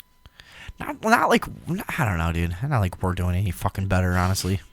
No. Bunch of fucking idiots around here, too. It's just at a different pay level. It's all the same stuff. It's just... I just saw so much of that shit of people interacting as families that just seemed so foreign to me. Maybe it's some stuff that I don't understand about it, but there was so much of, like, the poor... And in New Orleans, it was all black people. I'm sure it's the same in fucking really depraved, poor white communities. Mm-hmm. Oh, shit, it is. You've seen the videos, Walmart and stuff. Yeah. Whatever. But it was just so, it was so much, it was an 80% black city, Yeah. So that's what I was looking at. And it was just so dark and disturbing in so many ways, of just like a lack of love and sensitivity that has to do with fucking cultural scarring, no doubt. I mean, it all stems from the original sin of racial oppression being that much worse down there than it was where we live. Right. And it kind of snowballed from there. I guess, right? I guess. I also think that there's an intentional agenda that has put all black people in certain areas, and that there is a geographical aspect to the class warfare, too. I mean, what more evidence do you need other than the lower Ninth Ward being completely obliterated during Hurricane Katrina, when everything that led up to that could have been prevented? Right. Or at least dealt with more swiftly. There's some economists who would say this is a natural thing due to a government oppression, and people look at the civil rights as being when things got like equal somehow, people are stupid. But I've seen economists that say, like, look, this is what's to be expected. Mm-hmm. This is natural. It's going to take 100 more years before things kind of even out racially. Yeah. Yeah. So that there's so many more poor black people, so they can only afford the lower income areas. Mm-hmm. So it's not a plan. It's just I'm just telling you what economists say sometimes. And that makes sense. Like, the Civil War ended in 1865, and when you think about it, that's not that long ago. Well, and not to mention that the Civil War ending isn't even really the biggest factor. Like, no. You think about, I mean, I guess it might be, but it's really the societal oppression by perception of black people. Right. What's really been the biggest advancements is everybody in recent years discovering the commonalities and really getting to know each other culturally, and as we've all gotten to know each other through music and food and everything that we enjoy commonly, we've come more and more, and the younger generations have come closer to going, okay, let's not judge each other. Let's get away from that shit. That's the real advancements. It's all in perception and thought, Mm-hmm. The real advancements are made just by people in society. Just like civil rights movement, whatever, freed from slavery, whatever. But it really takes everyone wanting to be on one team to get anywhere. Yeah. I feel like. I feel like we see that too. The younger generations have got it. It's just They're we're getting there. We're not perfect. Everybody has hang-ups. Yeah. And a lot of people do things they don't realize that maybe affect other people negatively in a racial way and stuff. And and we're getting there. We're all right. The standards are different all over the country too. Like, I was reading an article recently that was about a mother in an Alabama town where someone says, oh no, she's not racist at all. Her daughter had been dating a black guy and went missing. And that's what the article was about. The black guy went missing? No, the daughter went missing. I know. Okay. Because he was black. Right. And it's weird. She was like found burned alive and whatever. Fair enough that Fair enough that you can't assume he does it because he's black. But if you hear, hey, there's a couple, a black guy and a white girl, one of them went missing and the other one is suspected of the murder. Yeah. What are you going to assume? You're the racist one. You just pictured whatever you pictured in your head. Yeah. So. The point being that everybody who was interviewed about the mom was saying, no, she's not racist at all. But then when you interview her, she's saying nigger this and nigger that. And like even black people are like, well, yeah, she called me a nigger, but she didn't mean it in a racist way, And there's just a different standard for treatment depending on where you are in the country. And what is projected as like the societal standards by the media comes out of like fucking 3 major metropolitan areas in the country, and it's just not not a fair cross section of the rest of the country. No. How many small towns and crazy where people are just, they don't give a fuck. There's white people saying nigger to their black friends all day long over this country. Yeah. Yep. You see what I'm saying? That would shock a It's lot of people. invited. No, it's but expected. I'm just saying, like, there's a lot of places where just it's different. It's not like here where everybody's uptight and everybody's fucking worried about every little thing. So in poor communities where people have nothing, they're all in it together. Mm-hmm. Some fucking it's just a word. Hood ass white bitch saying nigger. Who cares? Yeah. Nobody cares. Nobody cares. Right? Is that your point? Yeah. I don't That's my care. point. Did I Yeah. miss the whole thing? No. That's exactly my point. And it's just Stop caring. That's causing problems. Mm-hmm. I You said nigger to a stupid black niggers. guy one time. Did you? Yeah. He didn't mind. He was my friend. He thought it was funny. I also did that, but I said, "Hey, can I say nigger around you?" And he said it was okay. So And then you just never did then again. the floodgates opened. I like when the floodgates open on that. That's always a Yeah. funny one. When you have a black friend that you're like, oh, dude, you're cool. We can fuck around. All right, let's really fuck around. I've had that a few times where like, dude, yeah, where you figure out about each other. Yeah. You're like, oh, you don't care? You don't care? Oh, fuck yeah, dude. I got some white jokes. Let's go. Like, I like hearing the white jokes. Fuck, we should do that as a segment sometime. White jokes? We got to get the white jokes. All right. I don't even remember them anymore. But We'll I find used to like hearing the white jokes. All right, I'll look some up for you. And they also wouldn't make much sense to me. I've noticed that about like the racial jokes. Like I would tell them the black jokes and they would tell me the white jokes. And without being offended, we wouldn't really get them from each other's perspective, you know? I'd tell them like, you know, they'd be like, all right, come on. What's one about us? And I'd be like, all right, let's think. Well, let's see. How do you, what is it? I'm trying to remember. How do you starve a black man That's what I'm to trying death? to think of. Yeah. Yeah. Oh, yeah. No, but you know what it actually goes. Is it just how do you starve a nigger? Yeah, Is that it? I think so. And then you go hide his food stamps in his work boots. Yeah. I remember telling them that one, and they're just like, what? What is that? Work boots? Like work boots? I wear fucking Reeboks. Yeah. Like, what are you talking about? This was a long time ago. People still had I got Reeboks. those Jordans. Yeah. You know what I mean? Like we didn't really get, and they would tell me their and I'm just like, we don't do that. From my perspective, it's just like, you know, that's very stereotypical. I don't act Really, like that. really not accurate, guys. I mean, Yeah. can't you? and in the end, you're both just describing Jews. One of my favorite things about like fucking around racially is how like the most hood black guys can snap into a white guy voice. Like they'll never talk like that in day-to-day life. Every time you see them, they're doing their fucking their hood thing, you know? And then they do an impression of a white guy, and it's just like, so I told him that's preposterous, and I won't stand for any of this. And it's like, dude, do you know how much farther you would get in society if you just talked like that all the time? Yeah. Like, if you Everyone would love you. if you can do that, you should just do that. Get a job.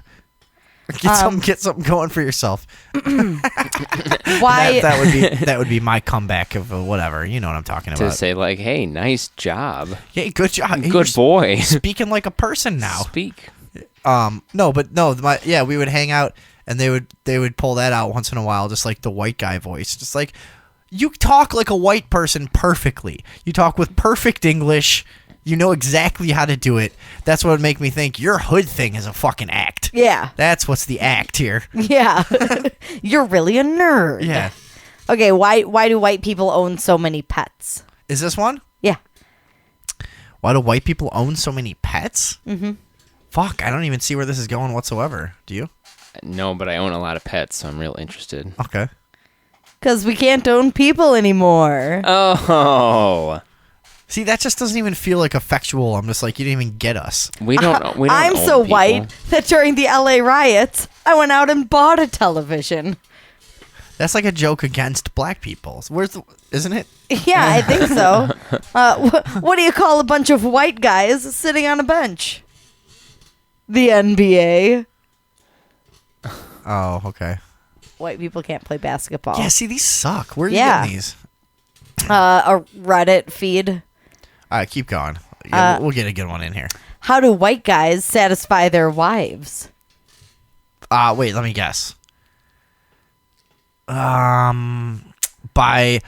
know. Holding a job and buying her a car. No. They hire a pool boy. Ugh, that's so cheesy. Yeah, that's a bad one. Anybody have good jokes? What do white women make for dinner? Whatever the fuck we tell them. Reservations.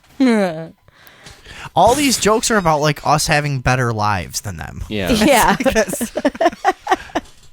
What do you call 200 white men chasing one black guy? I don't know. Something where they're all cops, probably. The PGA Tour. Oh, God. What do you call a white That girl with a sucks. yeast infection? 60% of my girlfriends. And stupid, dirty cunts. Figure that shit out. A cracker with cheese. Ew. Yeah, that's pretty gross. That's just a variation of what do you call an Ethiopian with a yeast infection? Which is what? A quarter pounder with cheese. Oh, that one's way better. See what I'm saying? We have all the comedic. See, What's the difference between Michael Phelps and Hitler? I don't know. Michael Phelps knows how to finish a race. Oh, damn. Timely. Aw, poor Yeah. Hitler. Oh. Yeah, I mean, we really do have all the comedic leverage. Like Yeah. most of their jokes are about just like, you guys win society. How, Just you guys have all the stuff. how many white people does it take to change a light bulb? Oh, shit. I don't know. Fucking... none of these even have good... You can't even improv a good punchline for these. They're too stupid. None. They just beat up the room for being too dark. Oh, Jesus. Yeah. Is this the best they can do against us? This is the best they've No got. wonder I couldn't remember any Well, of these. all the Jews are the funniest ones, and they're all white. Yeah, Blacks don't have anybody writing jokes for them. that's true. What about the Jew blacks? Gotta hire some Jews. Are there black Jews? There are Jew Jew blacks. blacks? Yeah. Do they prefer Jew blacks? Yeah, Jew black is the preferred nomenclature. Our father once told me a story of when he was a child, and here in Chicago, there was some riots to All do right. with race relations. Mm-hmm. And his uncle, who went by the name of Simon, in our family, he was sort of the clown character. He was fucking the one that everybody talks about, and he's just funny and crazy. You know what I mean? So the story went that our father, me and Andrea's father, was watching these riots on the television, which this was the 50s, so he was sitting 3 inches away from it, and he was watching like a 3.5-inch screen that was just like emanating a radioactive little circle of a picture, you know, and so he's sitting there holding up his stupid 50s face to his stupid 50s TV, and he's watching the riots, and the uncle walks in and says to him, "Ah, look at that. The Jews got the niggers all riled up." Oh, again, I forgot the best. The Jews got the niggers all riled up again. Yeah. So he tells me that, and now he says, fast forward 40 years later. Now it's about 1990. Or 30 years later, whatever. It's about 1990, and now he's working. He's a guitar player, and he's down in the South, and he played with a group down south called Goose Creek Symphony, and they were touring in the Appalachian Mountains when the Rodney King riots, 91, whatever. Rodney King riots start happening, and they're watching all of that on TV, and he said they were drinking a whole bunch of booze and smoking a bunch of weed, and that nobody was saying anything, and after a long period of silence, he said it just popped out of his mouth. And he said he didn't even know everybody that well yet, you know, and it just popped out of his mouth, and he says, "Well, the Jews sure got the niggers really riled up again." And these are all a bunch of good old boys, you know, from Tennessee and stuff, and he told me they laughed like hell for 10, 15 minutes. That is the funniest fucking thing they ever heard. It is really funny. Jews got the niggers all riled up again. Well, Uncle Simon is also That's our family. famous for saying they should put all the niggers on a boat and put a Jew under each arm and push it out to sea. What an asshole. That's the kind of shit people used to just say. Just fucking. And then the guy at the bar next to you would go, yep. Yeah. And Boy, then- you said it. Because You got my vote. Yeah, at one time, people would only laugh at that a little. That was just a quip. Yeah. It's like, oh, yeah, good. Yeah, you're right. Yeah. Well said. Holy shit. Yeah. Those are humans. Yeah, we And he share just goes, hey, genetics Jew with under those each people. arm. Yeah.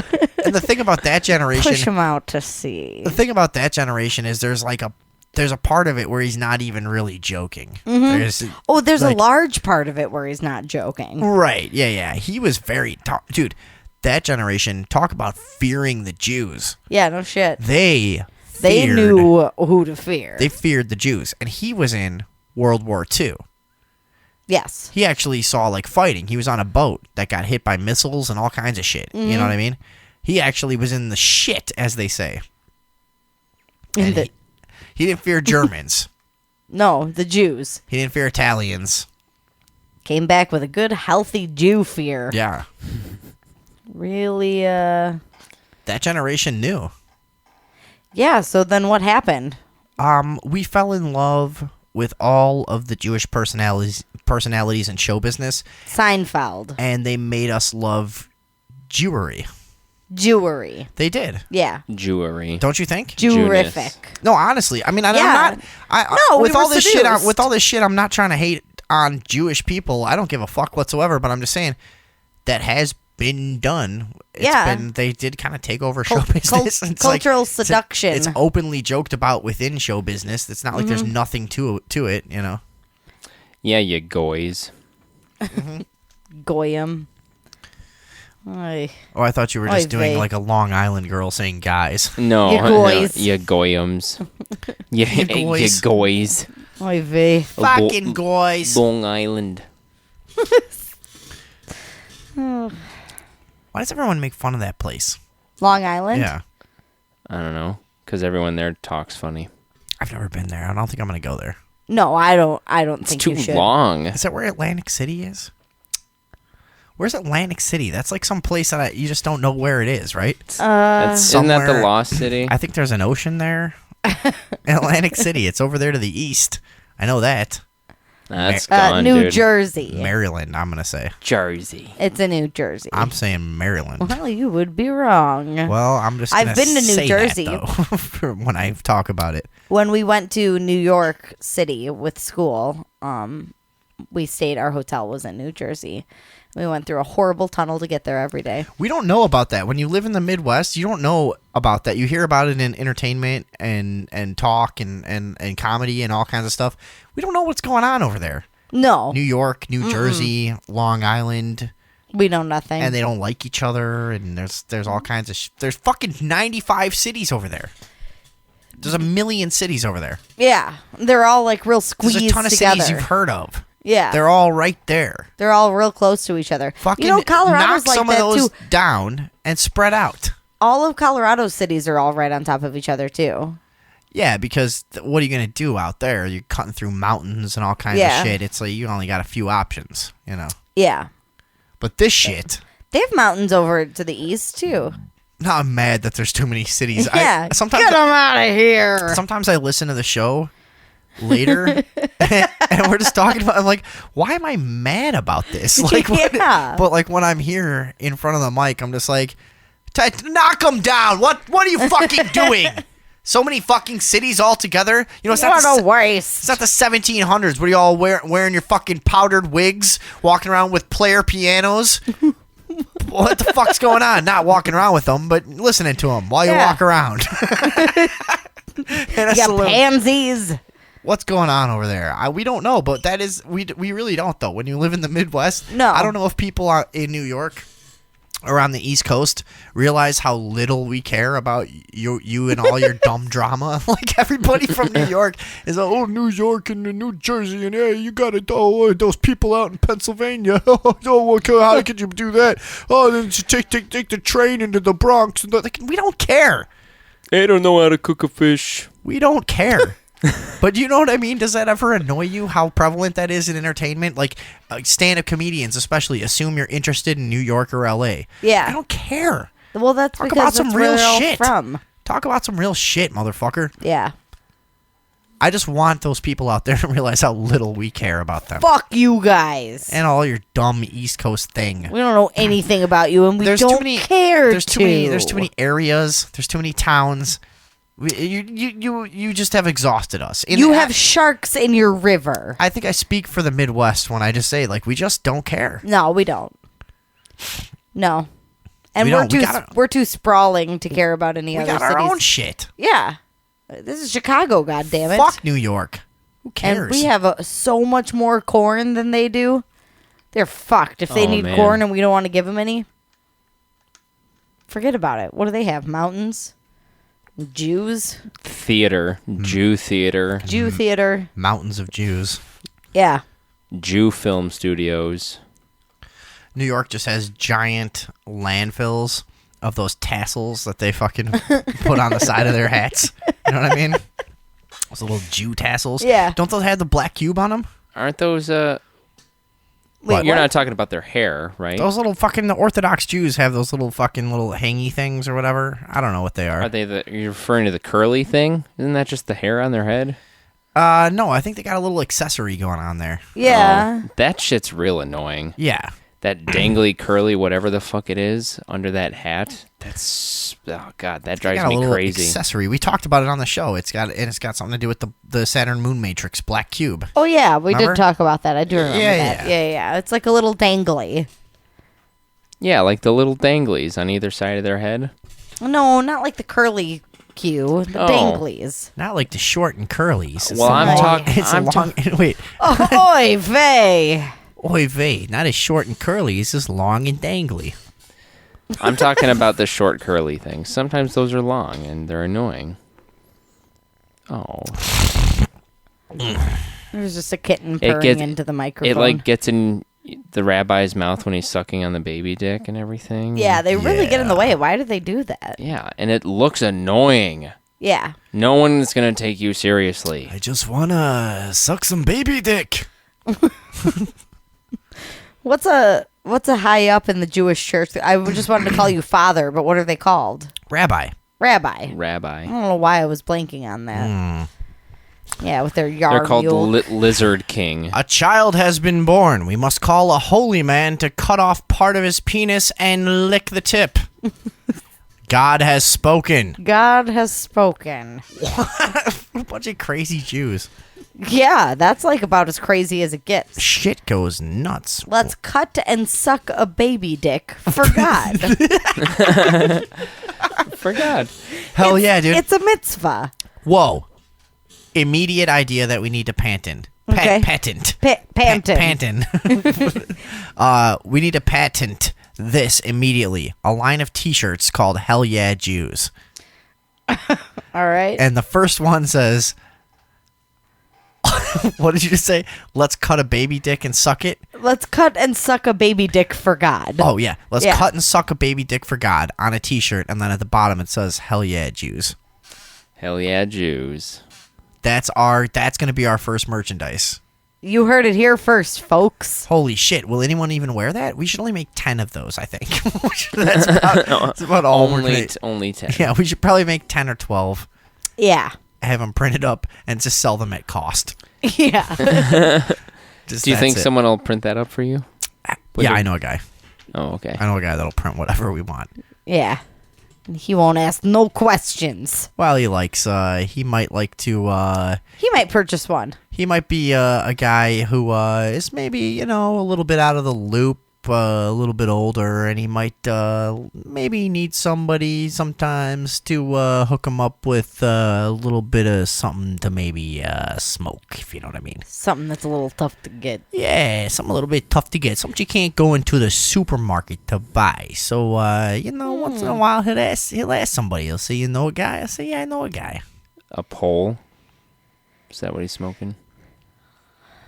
Yeah, David Box. He sucks my dick. He sucks baby pole. For $9 an hour? He sucks my baby he sucks pole my for dick, and weed. I blackmail him to make T-shirts for me. Yeah. I blackmail him to make controversial T-shirts, or else I'll tell everyone that he sucks my dick. Yeah. You know, so when does he do that? Every Thursday at midnight. That's why we end the show early on Thursdays. It's nearly time. Oh, Holy so fuck! Is it 11:59 right now? Oh my god, Oh, dude, he this should be guy- coming any Jesus Christ. second. he'll be here any second to suck your dick for This is gonna be $9. I don't want to be here for this. Well, this is gonna be really awkward because Are you we can't end the show because it hasn't been 3 hours yet, and I specifically told him that tonight I had a huge load that I was gonna blow on his face, and he's really Well, excited. So Are you he's- gonna receive it raccoon style? Like, is he gonna have to lipstick your dick out of the hole in your body going while to- you're scratching at his face and kicking his guts out with your feet? That's exactly how we do it. He sends me a text message. He goes, "Don't trim your toenails. I'm coming over tonight." Oh God, Oh, Yeah. Jesus Christ. I'm getting sweaty. And then he force blows me, and then and